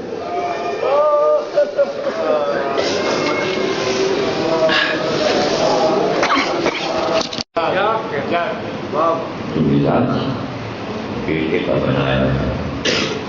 جنگ جمل میں اور جنگ صفین میں محمد حنفیہ لڑے اور اس طرح جنگ کی ہے کہ بار بار علی کہتے تھے کہ جاؤ حملہ کر دو، جاؤ حملہ کر دو۔ اور جو خطبہ دیا ہے محمد حنفیہ کے لیے بیٹے کے لیے کہ میدان جنگ کے اصول کیا ہے، تو اس کو پڑھ کر جسم لرزنے لگا صرف اس خطبے کو پڑھ کر کہ بیٹا میدان جنگ میں دانتوں پر دانتوں کو جما کر اس طرح ثابت قدم رہنا پڑتا ہے، ایسا نہ ہو کہ فوج کا ریلا تمہیں پیچھے کی طرف دھکیل دے۔ اگر تم پیچھے ہٹ گئے یہ تمہاری شکست ہے۔ جہاں پر تم کھڑے ہو تو شیشہ پلائی ہوئی دیوار بن جاؤ کہ وہ تمہیں ہلا نہ سکے، تمہیں کوئی ہلا نہ سکے۔ اور کبھی بھی میدان جنگ میں پہنچ کر لشکر کی اکثریت کی طرف نظر مت ڈالنا، بلکہ تمہاری نظر لشکر کے آخری صف پر ہو کہ یہ لشکر کہاں تک ہے اور تمہیں کہاں تک لڑنا ہے۔ تعداد نہیں توڑنا، یہ دیکھنا کہ کتنے ایریے میں لشکر ہے اور تمہیں کہاں تک جانا ہے لڑتے ہوئے۔ اس طرح بیٹے کو خطبہ دے کر مولا علی نے بتایا میدان جنگ کے دستور۔ اب وہ علم اور ایک طرف تلوار چلانا، دونوں کو ملا دینا، یہ مولا علی کے بیٹے کا کمال ہے، محمد حنفیہ کا کمال ہے۔ اور اسی طرح یعنی علی کو یہ معلوم ہے کہ میرا بیٹا کس طرح بات کرتا ہے، اسی انداز سے اگر وہی راوی ادھر جاتا ہے اور ادھر آتا ہے تو علی اسی مزاج کے مطابق جواب دیتے ہیں تاکہ دونوں کی بات اکٹھا جب ملائی جائے تو بات سمجھ میں آئے۔ بلاتے ہیں اور ابھی وہ صرف پانی پیتے ہیں کہ مولا علی کہتے ہیں پھر حملہ کرو، پھر حملہ کرو۔ 17 بار بھیجا، آئے اور بھیج دیا، آئے اور بھیج دیا۔ تو کسی نے جا کر قریب میں کہا کہ محمد حنفیہ اتنی دیر سے علی تم کو لڑنے اتنی دھوپ میں بھیج رہے ہیں، دھوپ اور پیاس میں، کہ دھوپ سے تمہارا اسلحہ جل رہا، زرہ تمہاری گرم ہو رہی ہے اور اس عالم میں تم لڑ رہے ہو، اور حسن حسین پہلو میں کھڑے ہیں، ان بیٹوں کو نہیں بھیجتے اور تمہیں بھیجتے۔ اب دیکھیے تلوار چلا رہے تھے اور اطمینان دیکھیے کہ وہ علم جو علی سے سیکھا تھا اسی علم میں جواب دیا یا خلقوں میں جواب دیا۔ اور کیا جواب دیا تھا تجھے پتا نہیں کہ جب پتھر یا کنکر آنکھ کی طرف آتا ہے تو ہاتھ آنکھ کو بچاتا ہے، جب مٹی آتی ہے تو ہاتھ اٹھ کر آنکھ میں گرم جانے سے بچاتا ہے۔ حسن حسین علی کی آنکھیں ہیں، میں علی کا ہاتھ کا کام ہے آنکھوں کو بچانا، کیونکہ اس کی بات میں فتنہ تھا، جواب میں علم ہے، یہ بھی ایک علم ہے کہ فتنے کو علم میں ڈھال کر سامنے والے کو مائل کر دینا کہ شر سے ہٹ جا، علم میں آ جا۔ یہ علی کی اولاد کے زمانے کو سکھایا، جب اس نے کہا کہ محمد حنفیہ نے میری بات پر غور ہی نہیں کیا تو وہ مولا علی کے پاس آ گیا اور اس نے مولا علی سے کہا کہ آپ محمد حنفیہ کو بار بار پوچھیں۔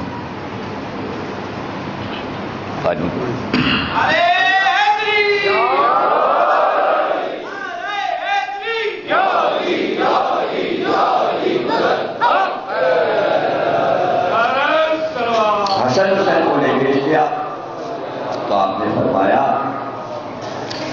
کہ بھائی محمد حنفیہ میرا بیٹا ہے، حسن حسین رسول اللہ کے بیٹے ہیں، میں رسول کی اولاد کو بچا رہا ہوں، اپنی اولاد کو قربان کر رہا ہوں۔ اب باپ اور بیٹے دونوں کے جملوں کو توڑ لیجیے تاکہ اس سے یہ اندازہ ہو کہ علی نے اپنا علم اپنے شاگردوں میں کس طرح منتقل کیا اور شاگرد نے کیسے جذب اور کشف کر لیا کہ اپنے معیار کو وہاں رکھا کہ کہیں کم نہ نظر آئے، اس لیے کہ علی کی شاگردی ہے، اگر کمتر ہو جاتے تو علی کے علم پر حرف آ جاتا۔ تو اس طرح علی نے اپنے شاگردوں کے ذریعے علم کو آگے بڑھایا، علم کو سمجھایا۔ دیکھیے کوئی ضروری نہیں ہے کہ علی سکھانے پر پتا ہے، لیکن بعض منزلوں پر علی زمانے کو دکھانا چاہتے ہیں تاکہ زمانہ سیکھے کہ اولاد کی تربیت ہوتی کیسے۔ ایک دن حضرت علی ایک باغ میں پیدا دے رہے تھے اور راتوں کو پہرا دیتے تھے۔ یہ بھی ایک علی روزگار کا سلسلہ بتا گیا اور یہ سیکورٹی کے نام سے پورے ورلڈ میں رائج ہے کہ انگلینڈ وغیرہ میں جو طلباء یہاں سے جاتے ہیں وہ ایک طالب علم پوری عمارت کی حفاظت میں تنخواہ لیتا ہے، اور اسی طرح زمینوں کے لیے ایک آدمی مقرر کر دیا جاتا ہے دیہاتوں میں کہ جو کھیت یا باغ کو دیکھتا ہے اور اس کی تنخواہ ہوتی ہے۔ یہ بھی طریقہ مولا علی نہیں جانتے ہیں، تو آپ بھی رات میں باغوں کی حفاظت کرتے تھے، گویا یہ بھی ایک مصروف کا طریقہ تھا۔ ایک دن مصروف تھے مولا علی، گھوڑے پر بیٹھے پھر کلایا پھر رہے تھے، رات کافی ہو چکی تھی، آدھی رات گزر چکی تھی کہ 9 سال کی عمر میں حضرت عباس گھوڑے پر بیٹھے ہوئے مولا علی کے پاس آیا اور کہا کہ بابا آپ تھک گئے ہوں گے، آرام کیجیے، آپ کی جگہ میں اس باغ کی محافظت کرتا ہوں۔ مولا علی نے فرمایا عباس تم میری جگہ اس فریضے کو انجام دو، لیکن ایک بات یاد رکھنا کہ اگر کوئی اس باغ میں داخل ہونا چاہے تو اس کو اندر نہ جانے دینا۔ بیٹے نے کہا ایسا ہی ہوگا۔ علی نے کہا اگر اس نے اندر جانے کی کوشش کی تو کیا کرو گی؟ حضرت عباس نے کہا کہ میں اسے جنگ کروں گا۔ تو آپ نے فرمایا ہاں، جنگ کی نوبت آئے تو جنگ کر لینا اور اسے کہنا کہ اگر تم مجھ سے فتح پا جائے تو واپس چلنا اور اگر مجھ سے شکست کھا جائے تو واپس چلنا۔ معیار مقرر کر دیا مولا علی نے اور چلے گئے. بالکل علی کے انداز سے حضرت عباس گھوڑے پر بیٹھ کر اور تلوار کمر میں لگا کر اسی طرح سے لایا. پھرنے لگے. کافی دیر کے بعد حضرت عباس نے دیکھا کہ گھوڑے پر ایک سوار آ رہا ہے اور اس کے منہ پر نقاب ہے, چہرہ اس کا چھپا ہوا ہے اور اس کے پاس بھی تلوار ہے اور وہ سیدھا باغ کی طرف جا رہا ہے. حضرت عباس آگے بڑھے, للکارا اور کہا کہ کہاں کا ارادہ ہے؟ اس نے کہا میں باغ میں جانا چاہتا ہوں. حضرت عباس نے کہا تم نہیں جا سکتے اس لیے کہ میرے بابا نے منع کیا ہے کہ کوئی بھی باغ میں نہ جائے. تو اس نے کہا میں تو جاؤں گا.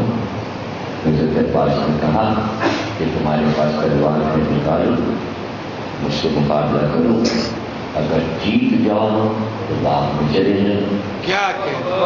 فوراً ہی آنے والے نوبارد نے تلوار نکالی. حضرت عباس نے بھی تلوار نکالی. اب تو تلوار چلنا شروع ہوئی تو شاید ہی کوئی بات تلوار کا عربی بچا ہو جو اس مقابلے میں نہ آیا ہو, بلکہ رد و بدل ہوتی رہی اور اتنی تیز تلوار چلی کہ گھوڑوں کے سموں سے چنگاریاں نکلنے لگی. جب پتھریلی زمین سے گھوڑے کے سم ٹکراتے تو چنگاریاں نکلتی اور دونوں طرف سے برابر سے تلوار چل رہی. نہ وہ انہیں دیکھ کر یہاں تک کہ کئی گھنٹے ہوئے اور صبح نمودار ہونے والی تھی. تو کوفے کا طریقہ کار یہ تھا کہ جب صبح ہونے لگتی تو جو سپاہی پیشہ لوگ تھے وہ جب لشکر میں جاتے تھے تو صبح وہ اپنا کھانا اپنے ساتھ لے جاتے تھے. تو پورے کوفے میں 3-3:30 بجے سے تنور روشن اور گھروں کی عورتیں آٹا لے کر تنور پہ روٹیاں لگوانے جاتی ہیں اور تنور سے روٹیاں پکوا کر واپس آتی اور اپنے شوہروں کو کھانا کھلاتی تھیں اور کچھ کھانا ساتھ کرتی تھیں جو سپاہی ہوتے تھے. ایک گھر سے ایک عورت آٹا لے کر تنور پر جانے کو نکلی کہ روٹی پکوا کر لے آئے. راستے میں یہ بات پڑتا تھا جہاں 2 سوار آپس میں لڑ رہے تھے. اس کی جو نظر گئی تو وہ کھڑے ہو کے اس مقابلے کو دیکھنے لگی. اتنے غور سے اس نے دیکھا کہ اس کا دل لگ گیا اور وہ بھول گئی کہ میں کس کام سے نکلی تھی اور غور سے اس لڑائی کو دیکھتی گئی. یہاں تک کہ کافی عرصہ گزر گیا. جب وہ تنور کی طرف گئی تو تنور بند ہو چکی تھی. واپس ہوئی گھر میں شوہر نے کہا کہ روٹی لگوا لائی. اس نے کہا تنور بند ہو گئی. کہا اتنی تو دیر میں تو آئی اور کہتی ہے کہ تنور بند ہو گئے. کہاں؟ وہ صرف راستے میں نے دیکھا 2 سوار لڑ رہے تھے, آپس میں تلوار چلا رہے تھے. میں نے کھڑے ہو کر ان کی جنگ دیکھنا شروع کی, اس لیے دیر ہو گئی. شوہر کو اس بات کا غصہ تھا. اس نے تلوار نکالی کہ میں تیرا سر اڑا دوں. آگے بڑھ کر عورت نے دوسری تلوار اٹھائی. شوہر نے وار کیا, عورت نے وار کو روکا. اس نے دوسرا وار کیا, اس نے اس وار کو روکا. وہ وار کرتا جاتا تھا, یہ لڑکی ہوئی صحن میں دفاع کرتی جاتی تھی اور جب یہ وار کرتی تھی تو وہ گھبرا کر پیچھے ہٹ جاتا تھا. جب کافی دیر ہو گئی تو تھک گیا. تلوار چلاتے چلاتے تلوار دیکھ کے کہنے لگا نیک وقت یہ بتا کہ ساری زندگی تو تیرے ساتھ گزر گئی, یہ تو نے تلوار چلانا کب سیکھا؟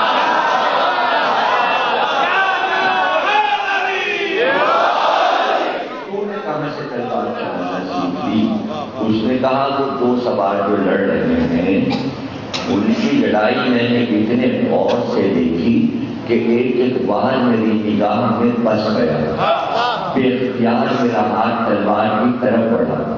اب جو میں نے اٹھایا تو جو کچھ دیکھا تھا میں تلوار کے ذریعے وہ سب کچھ کرتی چلی گئی اور میرے سارے وار کے گل کو سمجھتی جاتی تھی اور اس کا جواب دیتی جاتی تھی۔ اس نے کہا چلو میں بھی دیکھوں کہ کون سے ایسے سکھانے والے ہیں کہ جو اگر چاہے تو عورت کو بھی تلوار چلاتی۔ وہ گیا اور غور سے ان دونوں کو لڑتے ہوئے دیکھتا رہا۔ دونوں میاں بیوی کھڑے ہوئے دیکھتے رہے۔ اس کو بھی بہت اچھا لگا ایسی لڑائی۔ اس نے کاہے کو دیکھی تھی، حالانکہ وہ سپاہی تھا۔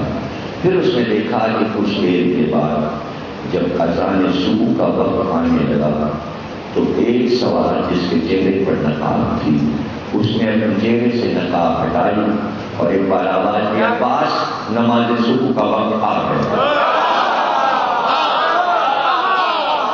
عباس نماز صبح کا وقت آ گیا تو پھر پیارا عباس نے کہا بابا آپ نماز پڑھائیے، میں آپ کے پیچھے نماز پڑھتا ہوں۔ اب ان لوگوں کو پتا چلا کہ یہ ایک سوار علی تھے اور دوسرے سوار عباس تھے۔ یعنی علی نے سکھا تو دیا تھا عباس کو، لیکن راوی مل گئے دو جن کے ذریعے بات آگے جائے کہ اپنے بیٹے کو سکھا کر یہ دیکھنا چاہتے تھے کہ عباس کو کتنا علم آ گیا۔ اس کے درمیان میں جو آزمائش ہو رہی ہے زمانے کو بتایا کہ کوئی اگر غور سے اس علم کو سیکھ لے، وہ عورت ہو یا مرد، تو وہ اس علم کو جذب اور کشف کر سکتا ہے۔ یہی آل محمد کا کمال ہے کہ جس علم کو دیا اگر کسی نے غور سے سن لیا تو وہ گھر کا پانی بھرنے والا فرشتی ہی کیوں نہ ہو وہ بھی غوث الاعظم بن جاتا ہے۔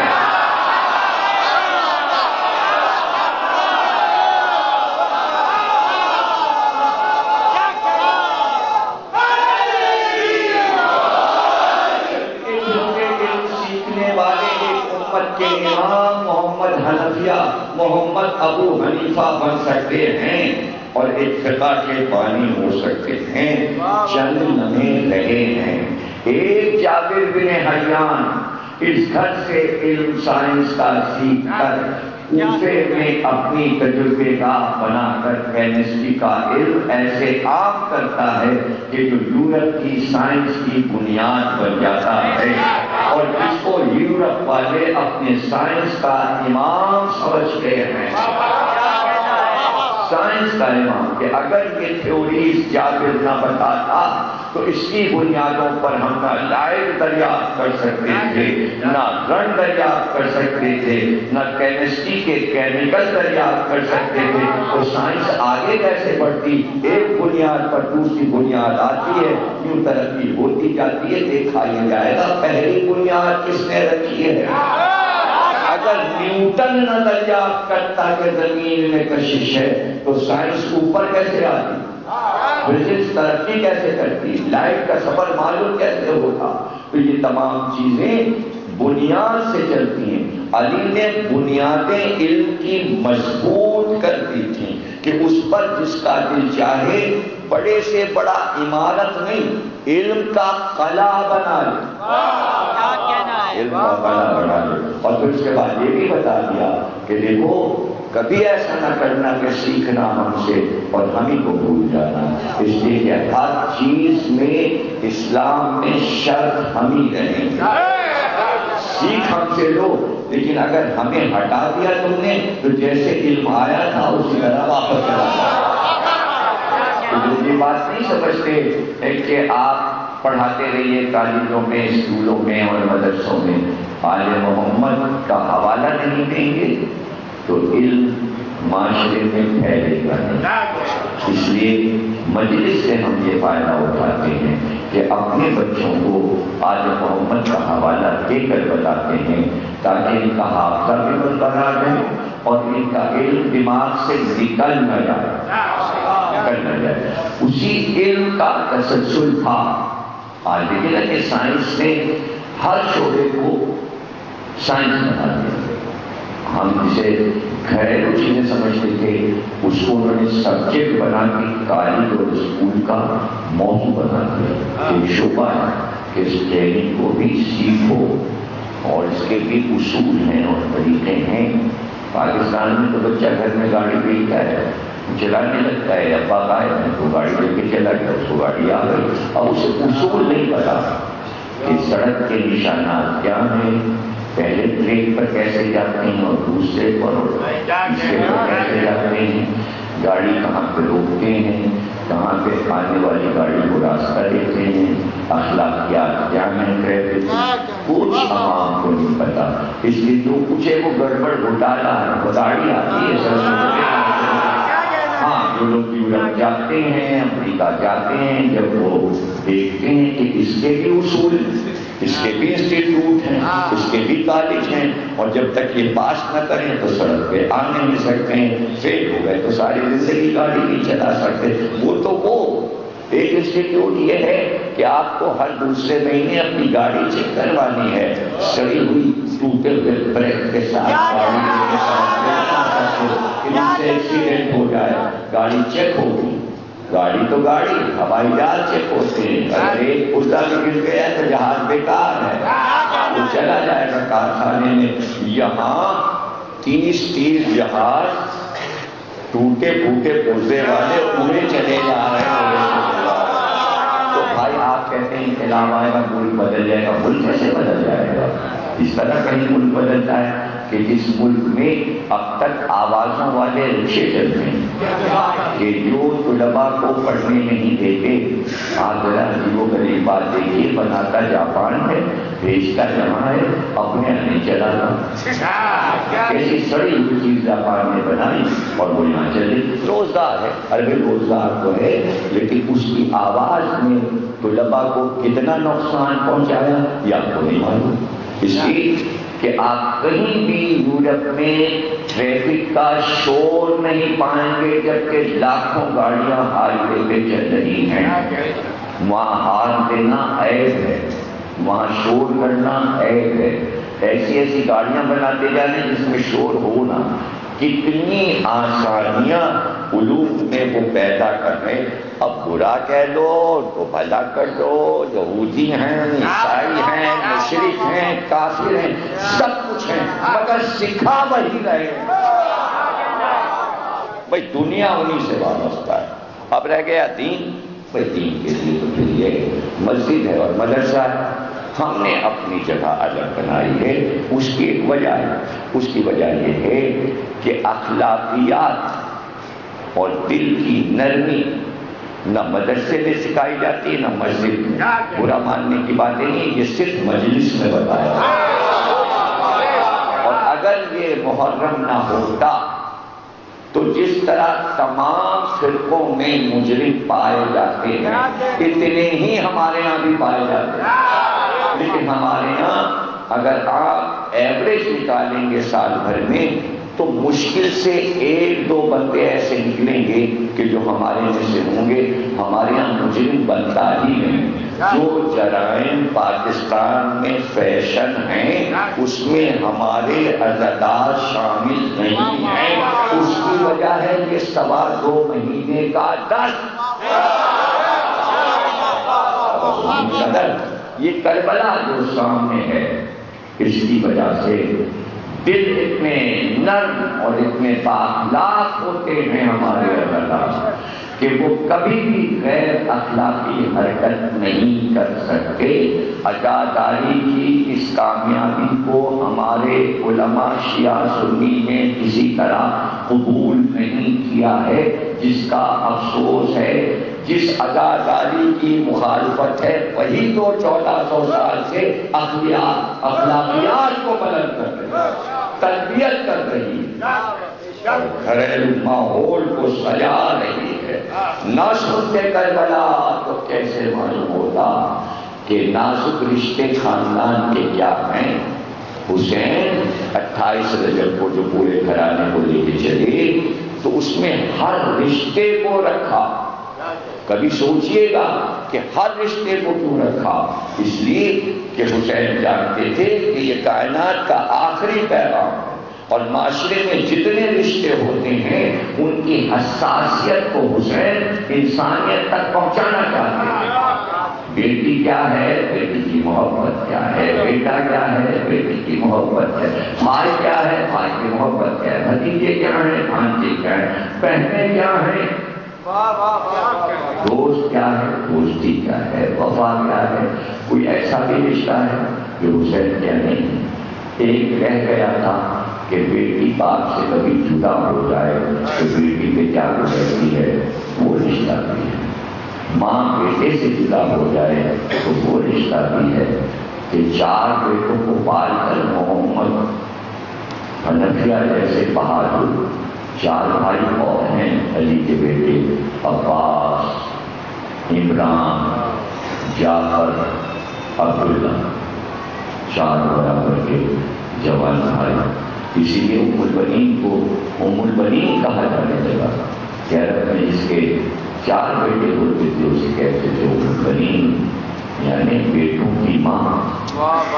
فاتح نے جہاں زیارت حضرت عباس لکھی ہے وہاں پہ حاشیے پر شیخ عباس حکمی نے نوٹ لکھا ہے کہ بعد کربلا کوئی پکارتا تھا ام البنین تو پلٹ کے کہنے کی مجھے ام البنین نہ کہا، میرے 4 شہباز جیسے بہادر بیٹے کربلا میں مار ڈالے گئے، اور کہاں ہیں وہ 4 بیٹے؟ اب تو نہیں ہے ام البنین کے 4 بیٹے، پالا اور پال کے دین کے حوالے کرتے حسین کے حوالے کرتے۔ اور ابھی شام کی مجلس اور رات کی دونوں مجلسوں، تینوں مجلسوں میں مسلسل میرے فضائل حضرت عباس پڑھے اور مسائل بھی پڑھے، دل نہیں بھرتا۔ باب الحوائج 4 باب الحوائج ہیں ہمارے پاس کہ جو حاجتوں کا دروازہ ہے جہاں سے کبھی دعا درد نہیں ہوتی۔ ایک شہزادہ علی اصغر ہے، ایک حضرت عباس ہے، ایک حضرت مسلم ابن عقیل ہے، ایک امام موسی قاضی ہے۔ لیکن علماء نے لکھا کہ مادر عباس ام البنین بھی باب الحوائج، جناب سکینہ بھی باب الحوائج، یعنی یہ بھی وہ ہستیاں ہیں کہ جن کا نام زبان پہ آ جائے اور دعا کی جائے تو دعا رد نہیں ہو۔ مگر عباس کا کیا کہنا، حضرت عباس کا کیا کہنا کہ وفا اور عباس دونوں ایک ہی چیزیں ہوتی ہیں، اور وفا بھی ایسی وفا کہ امام حسین کو ناز ہے حضرت عباس پر، ناز ہے۔ یہ ضرور ہے کہ اگر دل کھول کر عباس لڑتے تو کربلا کا نقشہ کچھ اور ہوتا۔ لڑے اور کئی موقعوں پر جنگ کی اور بڑے بڑے پہلوانوں کو ہاتھ دھونا پڑا اپنی جان سے۔ مارد بن سلیب جو کہ بہت بہادر تھا وہ حضرت عباس کے مقابل آیا، لیکن مارد عباس کے سامنے ٹھہر نہیں سکا۔ جس طرح خیبر میں علی نے مرحب کو 2 ٹکڑے کیا، حضرت عباس نے کربلا میں مارد بن سلیب کو قتل کر دیا۔ اور سب سے پہلے جو فتح پائی کہ جب مارد میدان میں آیا تو جس گھوڑے پر سوار تھا وہ گھوڑا حضرت عباس کے گھر کا تھا، اور وہ گھوڑا حضرت عباس کو دیکھ کر اس نے آواز دی تھی۔ حضرت عباس کو خوشی ہوئی کہ مجھے دیکھ کر اس نے سینا کیا ہے، اور جب آپ نے گھوڑے سے اس کو گرا دیا اور وہ زمین پہ گر گیا تو مرتجس کو حضرت عباس تابیہ کے پاس لائے اور تابیہ پر سوار ہو گئے، اور مرتجس کی بات پکڑ کر واپس حسین کے پاس آئے۔ امام حسین تابیہ کو دیکھ کر رونے لگے اور پھر یاد دلایا کہ عباس مدائن کے میدان میں بھائی حسن اس گھوڑے پہ سوار تھے، اور یہ گھوڑا امام حسن کو بہت عزیز تھا۔ عباس نے گھوڑے کو مالک سے چھین کر لا کر امام حسین کے ہاتھ میں لجام فرس کو دے کر گویا اپنے آپ کو منوایا کہ چھینی ہوئی ملکیت پہ قبضہ کرنے والے کو عربی میں قاضی کہتے ہیں۔ دو چیزیں جو عباس سے چھینی گئیں اور اس گھر سے چھینی گئیں، ایک یہ گھوڑا اور دوسرے دریائے فرات، دونوں پہ عباس نے قبضہ کیا تھا، دکھایا۔ اس لیے آج تک عباس کو قاضی لوگ یہ سمجھتے ہیں کہ جو میدان جنگ سے جیت کے آ جائے اس کو قاضی کہتے ہیں، نہیں، قاضی اسے کہتے ہیں غصب شدہ شہر کو واپس لے لے، اس راستے کو وارث ہو تو وہ فتح پا گئے، وہی ہے قاضی۔ تو یہ دو کارنامے کربلا میں عباس کے ایسے ہیں۔ اب یہ سوال 25 برس سے جتنی بار بھی موقع ملا جواب دے دیا، سوال اپنی جگہ پر اسی طرح اڑا ہوا، جس کو عباس قاضی تو کہتے ہیں۔ چلے جا رہے سوال سمجھ میں نہیں آتا، جو لوگ سنتے ہیں وہ جواب کیوں نہیں دے دیتے اس کو جو سوال اٹھاتا ہے؟ ایسا لگتا ہے کہ سوال کرنے والا یہ چاہتا ہے کہ اس سوال کا جواب کبھی نہ ملے۔ یہ ایک مزاج بن گیا ہے کہ اگر جواب مل گیا تو پھر میں سوال کیسے کروں گا؟ کہیں نیا سوال بنا لینا، آگے بڑھو۔ اب اسی پہ اڑے ہوئے ہو، جن سوالوں پہ 10 برس پہلے اڑے تھے اسی پہ آج تک اڑے ہوئے۔ یہ اڑیل مزاج قوم کا بن گیا۔ سب نہیں ہیں ایسے، ہیں چند کم، ان کی وجہ سے سب بدنام ہیں۔ اس کے جو پڑھے لکھے ہیں وہ ان سے الگ تو ہوں، ان سے الگ تو ہوں۔ جیسے غدیر کے معاملے میں آپ 72 فرقوں سے الگ ہو گئے ہیں، اسی طرح جوہلا سے الگ ہو کے دوسری صف میں کھڑے ہو جائیے۔ یہ گھس گھس کے جاہلوں کے ساتھ رہنے کا کیا طریقہ ہے؟ عالم محمد نے ایسا نہیں کیا، جاہلوں کو اپنے میں ملایا نہیں، جاہلوں کو قریب نہیں آنے دیا۔ کربلا پوری کے پوری علم کی دستگاہ ہے، جو جملہ جو بولا ہے وہ علم ہے، جو عمل کیا ہے وہ علم ہے۔ اور سامنے جہالت کا ایک پورا سمندر تھا، کالا سمندر جو کہ ٹھاٹھے مار رہا تھا، اور حسین اس کو بھی آخر وقت تک سکھانے کی کوشش کر رہے تھے، جسے کہتے ہیں حجت تمام کرنا۔ تو علی بتا رہے تھے میں نے اپنی طرف سے سب بتا دیا ہے، تنبیہ کر دی۔ ایسا نہیں کہ یہ کہیں پر جا کے گئے ہمیں کسی نے یہ بات بتا نہیں تھی، ہمیں یہ بات کسی نے بتائی نہیں تھی۔ حسین نے سب کچھ 8 روز میں بتا دیا، ورنہ حسین کا وعدہ تو اللہ سے ایک دن کا تھا، عاشور کا وعدہ تھا کہ تمہیں سر کٹانا ہے 10 محرم کو۔ 8 روز اس لیے پہلے آئے کہ حجت پہلے 8 روز میں تمام ہو جائے، اس کے بعد تو سر کٹا ہی دے، اور اس میں سب برابر کے حصے دار ہیں۔ تو جب علی اصغر سے کہا کہ حجت تمام کر دو تو کیا حضرت عباس نے حجت نہیں تمام کی ہوگی؟ حضرت عباس کے مکالمے پڑھیے، جس طرح لشکر یزید کے سرداروں سے حضرت عباس نے باتیں کی ہیں، جو جوابات دیے ہیں، وہ پڑھنے والی چیزیں، وہ سننے والی چیزیں ہیں، نہ یہ چیزیں بیان کی جاتی ہیں، نہ اس طرح رغبت دلائی جاتی ہے۔ ہم جانے کہاں بیٹھے ہیں اور ہم کیا کر رہے ہیں، ہم کو ان سب چیزوں پہ غور کرنا چاہیے، محرم سے فائدہ اٹھانا چاہیے، اس علم کو جاننا چاہیے۔ حسین کے خطبے کتنے ہیں، کربلا میں اقوال کتنے ہیں، حضرت عباس کے خطبے کتنے ہیں، اقوال کتنے ہیں، حضرت علی اکبر کے اقوال کتنے ہیں، حضرت علی اکبر کے خطبے کتنے ہیں، کیا کیا اقدام عباس نے کیے، اور اس کے ساتھ ساتھ بیویاں کیا علم دنیا کو دے رہی تھیں کہ وہ حضرت علی کی حدیثیں جس کے لیے لوگوں نے حضرت علی پر ایسے ایسے الزامات رکھے تھے اور ایسے ایسے اتہام دیتے تھے، اس کو حضرت زینب نے سچ کر کے دکھایا۔ اور ابن زیاد نے جو زبان لڑائی تھی اور کہا تھا کہ تمہارا باپ معاذ اللہ جھوٹا تھا، تو زینب نے قدم قدم پہ دکھایا کہ میرے باپ سے سچا کائنات میں کوئی نہیں تھا۔ اس لیے وہ حدیثیں جو پیشین گوئیاں تھیں جب وہ ہوئی پوری تو زینب نے اس کے اوپر اصرار کیا کہ تاریخ اس منظر کو محفوظ کرے۔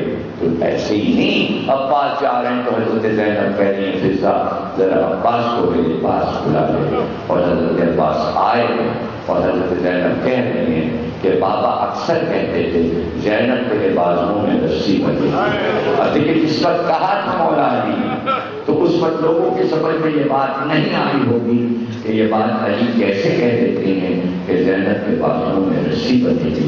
چاہا زینب نے کہ آج بابا کی یہ حدیث سچی ہو رہی ہے، یہ قول سچا ہو رہا ہے، تو زمانے کو دکھا کے لکھوا کے تاکید کر دی کہ سمجھو کہ میرا بابا کائنات کا کتنا سچا امام تھا، کیسا معصوم تھا کہ جو کہہ گیا وہ ہوا.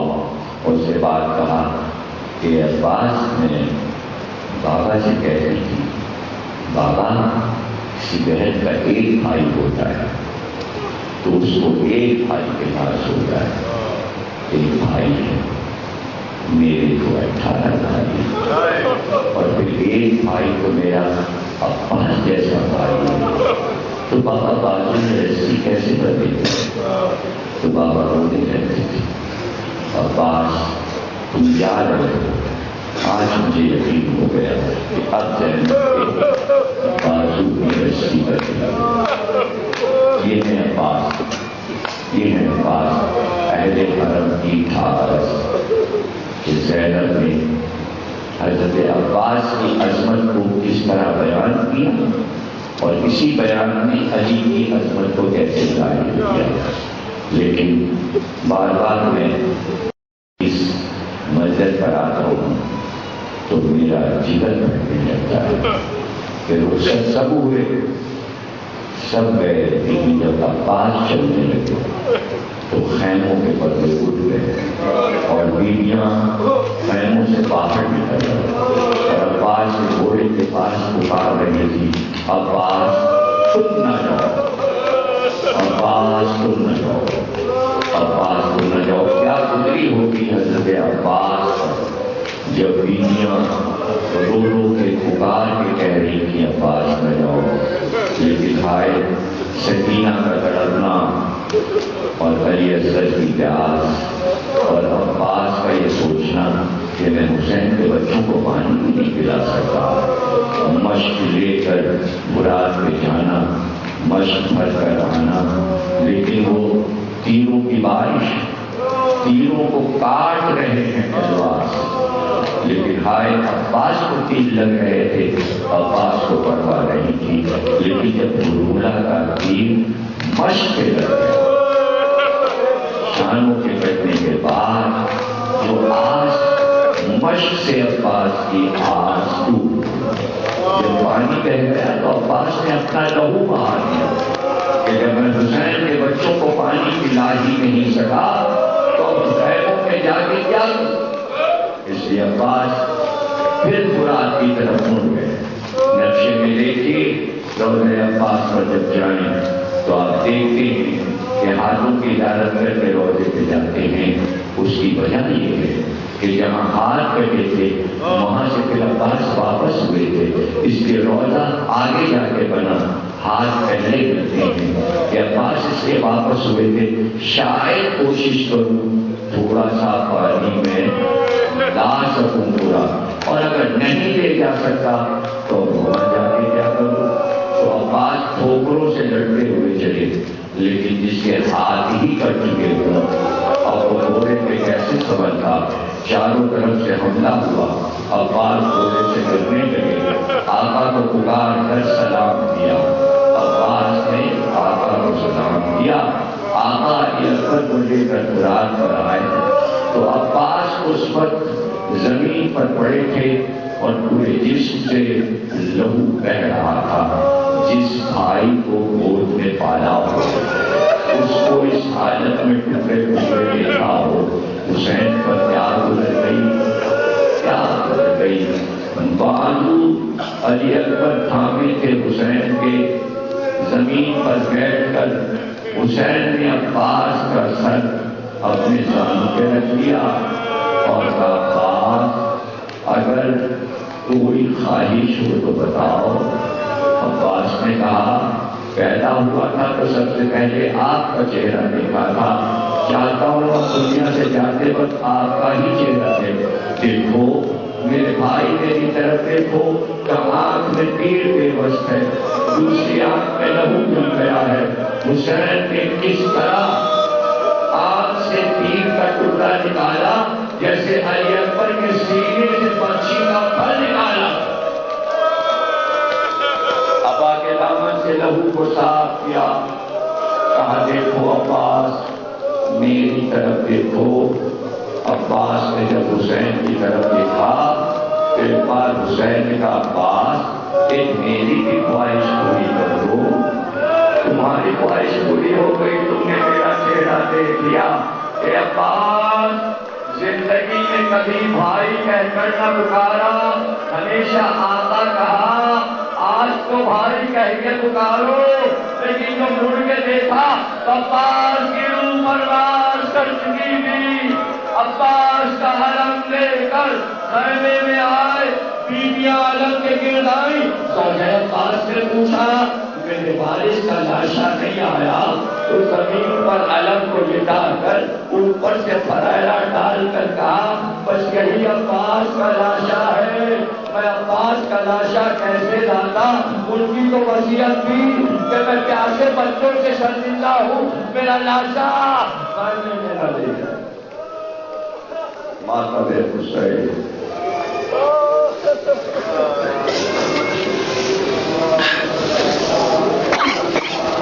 مسجد میں برا ماننے کی باتیں نہیں، یہ صرف مجلس میں بتایا۔ اور اگر یہ محرم نہ ہوتا تو جس طرح تمام فرقوں میں مجرم پائے جاتے ہیں اتنے ہی ہمارے ہاں بھی پائے جاتے ہیں، لیکن ہمارے ہاں اگر آپ ایوریج نکالیں گے سال بھر میں تو مشکل سے 1-2 بندے ایسے نکلیں گے کہ جو ہمارے میں سے ہوں گے۔ ہمارے یہاں مجرم بنتا ہی نہیں۔ جو جرائم پاکستان میں فیشن ہیں اس میں ہمارے عزادار شامل نہیں ہیں۔ اس کی وجہ ہے یہ 2.25 مہینے کا دست۔ یہ کربلا جو سامنے ہے اس کی وجہ سے دل اتنے نرم اور اتنے بااخلاق ہوتے ہیں ہمارے عزادار کہ وہ کبھی بھی غیر اخلاقی حرکت نہیں کر سکتے۔ عزاداری کی اس کامیابی کو ہمارے علماء شیعہ سنی نے کسی طرح قبول نہیں کیا ہے، جس کا افسوس ہے۔ جس عزاداری کی مخالفت ہے وہی تو 1400 سال سے اخلاقیات کو بلند کر رہی ہے، تربیت کر رہی ہے، گھریلو ماحول کو سجا رہی ہے۔ نہ سنتے کربلا تو کیسے معلوم ہوتا کہ نازک رشتے خاندان کے کیا ہیں۔ حسین 28 رجب کو جو پورے گھرانے کو لے کے چلے تو اس میں ہر رشتے کو رکھا۔ کبھی سوچئے گا کہ ہر رشتے کو کیوں رکھا؟ اس لیے کہ حسین جانتے تھے کہ یہ کائنات کا آخری پیغام ہے اور معاشرے میں جتنے رشتے ہوتے ہیں ان کی حساسیت کو حسین انسانیت تک پہنچانا چاہتے ہیں۔ بیٹی کیا ہے؟ بیٹی کی محبت کیا ہے؟ بیٹا کیا ہے؟ بیٹی کی محبت ہے۔ بھائی کیا ہے؟ بھائی کی محبت کیا ہے؟ بھتیجے کیا ہیں؟ بھانجے کیا ہیں؟ بہنیں کیا ہیں؟ دوست کیا ہے؟ دوستی کیا ہے؟ وفا کیا ہے؟ کوئی ایسا بھی رشتہ ہے جو حسین کیا نہیں؟ ایک رہ گیا تھا کہ بیٹی باپ سے کبھی جدا ہو جائے تو بیٹی پہ کیا گزرتی ہے، وہ رشتہ بھی ہے۔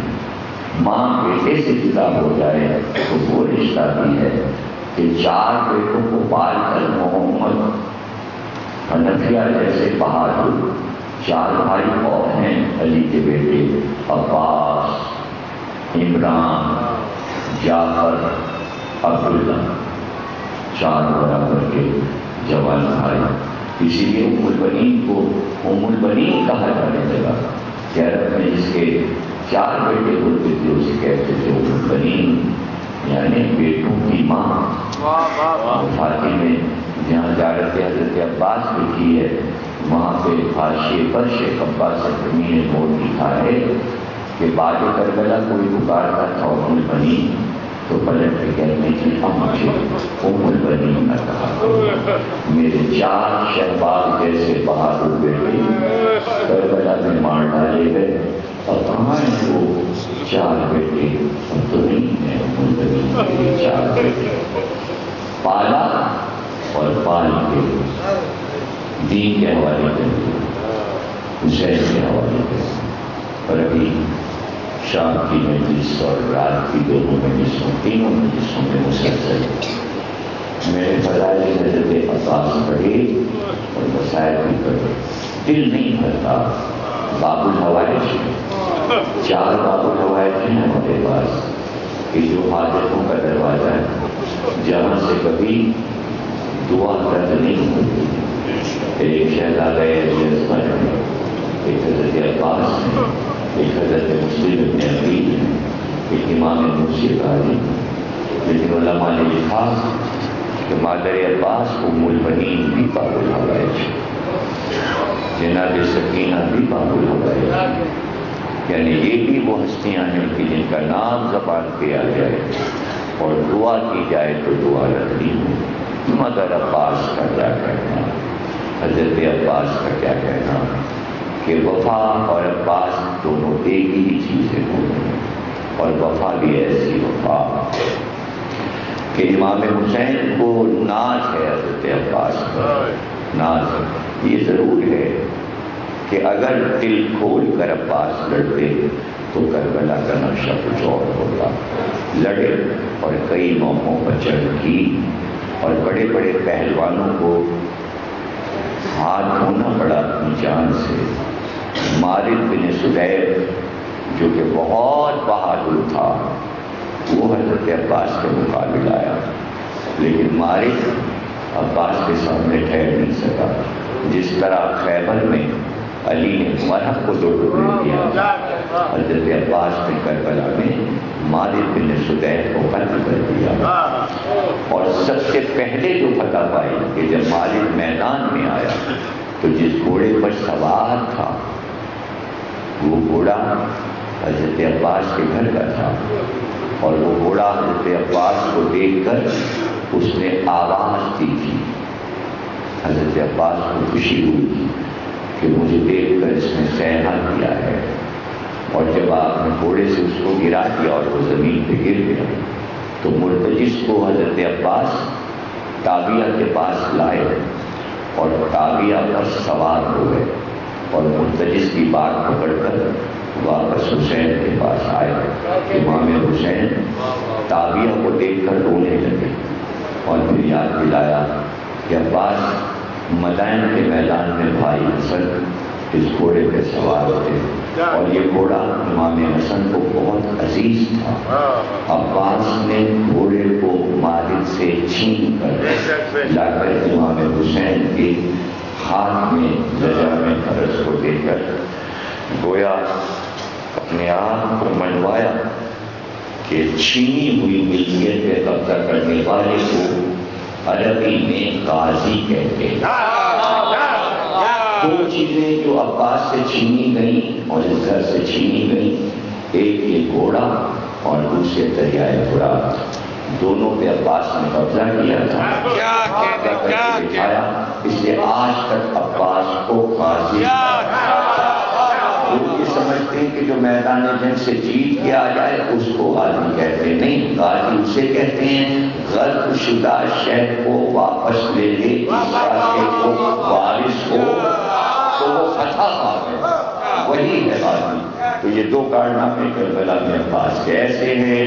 اب یہ سوال 25 برس سے جتنی بار بھی موقع ملا جواب دے دیا, سوال کی جگہ پر اسی طرح اڑا ہوا, جس کو لے عباس کو غازی تو کہتے ہیں. چلے جا رہے سوال سمجھ میں نہیں آتا. جو لوگ سنتے ہیں وہ جواب کیوں نہیں دے دیتے اس کو جو سوال اٹھاتا ہے. ایسا لگتا ہے کہ سوال کرنے والا یہ چاہتا ہے کہ اس سوال کا جواب کبھی نہ ملے. یہ ایک مثال بن گیا ہے کہ اگر جواب مل گیا تو پھر میں سوال کیسے کروں گا. کہیں نیا سوال بنا لینا, آگے بڑھو. اب اسی پہ اڑے ہوئے ہو, جن سوالوں پہ 10 برس پہلے اڑے تھے اسی پہ آج تک اڑے ہوئے. یہ اڑیل مزاج قوم کا بن گئے. سب نہیں ہیں ایسے, ہیں چند کم, ان کی وجہ سے سب بدنام ہیں. اس کے جو پڑھے لکھے ہیں وہ ان سے الگ تو ہوں, ان سے الگ تو ہوں. جیسے غدیر کے معاملے میں آپ 72 فرقوں سے الگ ہو گئے ہیں, اسی طرح جو حالہ سے الگ ہو کے دوسری صف میں کھڑے ہو جائیے. یہ گھس گھس کے جاہلوں کے ساتھ رہنے کا کیا طریقہ ہے؟ قائد محمد نے ایسا نہیں کیا. جاہلوں کو اپنے میں ملایا نہیں، جاہلوں کو قریب نہیں آنے دیا۔ کربلا پوری کے پوری علم کی دستگاہ ہے، جو جملہ جو بولا ہے وہ علم ہے، جو عمل کیا ہے وہ علم ہے۔ اور سامنے جہالت کا ایک پورا سمندر تھا، کالا سمندر جو کہ ٹھاٹھے مار رہا تھا، اور حسین اس کو بھی آخر وقت تک سکھانے کی کوشش کر رہے تھے، جسے کہتے ہیں حجت تمام کرنا۔ تو علی بتا رہے تھے میں نے اپنی طرف سے سب بتا دیا ہے، تنبیہ کر دی، ایسا نہیں کہ یہ کہیں پر جا کے گئے ہمیں کسی نے یہ بات بتا دی تھی، ہمیں یہ بات کسی نے بتائی تھی۔ حسین نے سب کچھ 8 روز میں بتا دیا، ورنہ حسین کا وعدہ تو اللہ سے 1 دن کا تھا، عاشور کا وعدہ تھا کہ تمہیں سر کٹانا ہے 10 محرم کو۔ 8 روز اس لیے پہلے آئے کہ حجت پہلے 8 روز میں تمام ہو جائے، اس کے بعد تو سر کٹا ہی دیں، اور اس میں سب برابر کے حصے دار ہیں۔ تو جب علی اصغر سے کہا کہ حجت تمام کر دو، تو کیا حضرت عباس نے حجت نہیں تمام کی ہوگی؟ حضرت عباس کے مکالمے پڑھیے، جس طرح لشکر یزید کے سرداروں سے حضرت عباس نے وعدے کیے ہیں، جو جوابات دیے ہیں، وہ پڑھنے والی چیزیں، وہ سننے والی چیزیں ہیں، نہ یہ چیزیں بیان کی جاتی ہیں، نہ اس طرف رغبت دلائی جاتی ہے۔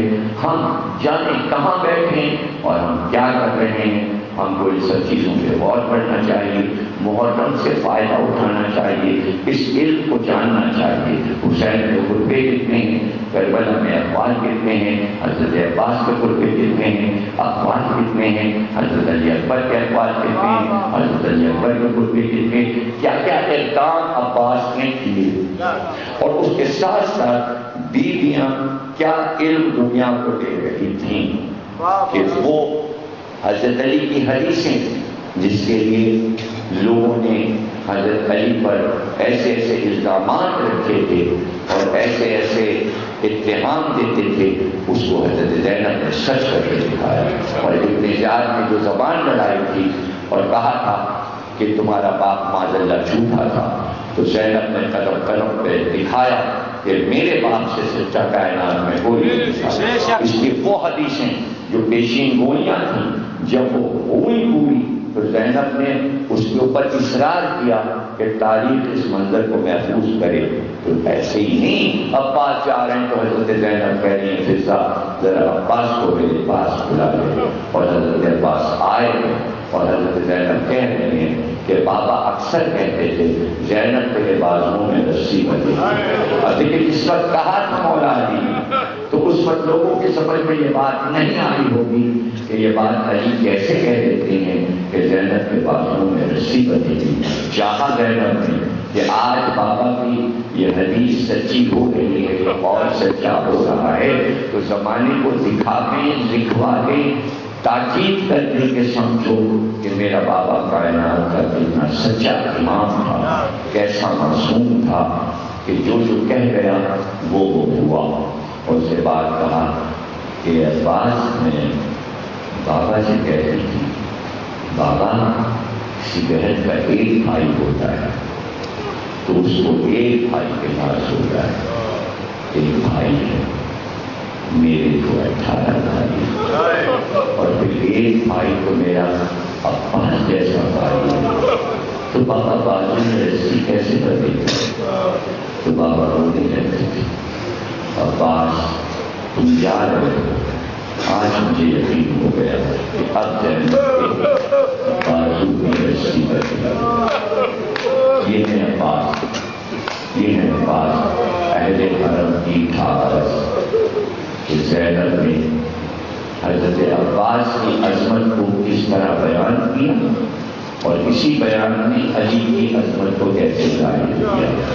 لیکن بار بار میں اس منظر پر آتا ہوں تو میرا جگر بھرنے لگتا ہے کہ روشن سب ہوئے، سب گئے، لیکن جب عباس چلنے لگے تو خیموں کے پردے اٹھ گئے اور بیویاں خیموں سے باہر نکل گئے، اور عباس کے گھوڑے کے پاس پکار رہی تھی، عباس خود نہ جاؤ، عباس خود نہ جاؤ، عباس خود نہ جاؤ۔ کیا گزری ہوگی حضرت عباس جب بیویاں رو رو کے پکار کے کہہ رہی تھی عباس میں جاؤ، لیکن ہائے سکینہ کا تڑپنا اور علی اصغر کی پیاس اور عباس کا یہ سوچنا کہ میں حسین کے بچوں کو پانی بھی نہیں پلا سکتا، مشق لے کر مراد پہ جانا، مشق بھر کر آنا، لیکن وہ تیروں کی بارش، تیروں کو کاٹ رہے ہیں تلوار سے، لیکن ہائے عباس کو تیر لگ رہے تھے، عباس کو پرواہ نہیں تھی، لیکن جب رملہ کا تیر مشق پہ لگ گیا، شانوں کے کٹنے کے بعد جو آس مشق سے عباس کی آس ٹوٹ، جب پانی بہ گیا تو عباس نے اپنا لہو بہا دیا کہ جب میں حسین کے بچوں کو پانی پلا ہی نہیں سکا تو خیموں میں جا کے کیا کروں؟ اس لیے عباس پھر فرات کی طرف مڑ گئے۔ نقشے میں دیکھیے روضہ عباس پر جب جائیں تو آپ دیکھتے ہیں کہ ہاتھوں کی اجازت کر کے روضے پہ جاتے ہیں، اس کی وجہ یہ ہے کہ جہاں ہاتھ کٹے تھے وہاں سے پھر عباس واپس ہوئے تھے، اس کے روضہ آگے جا کے بنا، ہاتھ پہلے کرتے ہیں کہ عباس اس کے واپس ہوئے تھے، شاید کوشش کروں تھوڑا سا پانی میں لا سکوں پورا، اور اگر نہیں لے جا سکتا تو وہاں جا کے کیا کروں؟ تو عباس ٹھوکروں سے لڑتے ہوئے چلے، لیکن جس کے ہاتھ ہی کٹ چکے ہوں اور وہ گھوڑے پہ کیسے سبر تھا، چاروں طرف سے حملہ ہوا، عباس گھوڑے سے ڈرنے لگے، آقا کو پکار کر سلام دیا، عباس نے آقا کو سلام دیا، آقا علی اکبر کو لے کر فرات پر آئے تو عباس اس وقت زمین پر پڑے تھے اور پورے جسم سے لہو بہہ رہا تھا، جس بھائی کو گود میں پالا ہو اس کو اس حالت میں ٹکڑے ٹکڑے دیکھا ہو، حسین پر کیا گزر گئی، کیا گزر گئی، بازو علی اکبر تھامے تھے حسین کے، زمین پر بیٹھ کر حسین نے عباس کا سر اپنے سانوں پہ رکھ دیا اور کہا اگر کوئی خواہش ہو تو بتاؤ۔ عباس نے کہا پیدا ہوا تھا تو سب سے پہلے آپ کا چہرہ دیکھا تھا، چاہتا ہوں اب دنیا سے جاتے وقت آپ کا ہی چہرہ دیکھو، میرے بھائی میری طرف دیکھو، کہ آنکھ میں تیر بے وسط ہے، دوسری آنکھ میں لہو جم گیا ہے، حسین نے کس طرح آنکھ سے تیر کا ٹکڑا نکالا جیسے علی اکبر کے سینے سے پنچھی کا پھل نکالا، ابا کے دامن سے لہو کو صاف کیا، کہا دیکھو عباس میری طرف دیکھو۔ عباس نے جب حسین کی طرف دیکھا تو ایک بار حسین نے کہا عباس ایک میری بھی خواہش پوری کر دو، تمہاری خواہش پوری ہو گئی، تم نے میرا چہرہ دیکھ لیا، اے عباس زندگی میں کبھی بھائی کہہ کر نہ پکارا، ہمیشہ آقا کہا، آج تو بھائی کہہ کے پکارو، لیکن جو مڑ کے دیکھا عباس کی روح پرواز کر چکی تھی، عباس کا علم لے کر خیمے میں آئے، بیویاں علم کے گرد آئیں، زوجہ عباس سے پوچھا میرے وارث کا لاشا نہیں آیا، تو زمین پر علم کو لٹا کر اوپر سے فرائض ڈال کر کہا بس یہی عباس کا لاشا ہے، میں عباس کا لاشا کیسے لاتا، ان کی تو وصیت تھی کہ میں پیاسے بچوں سے شرمندہ ہوں، میرا لاشا میرا لے جائے، ماتم حسین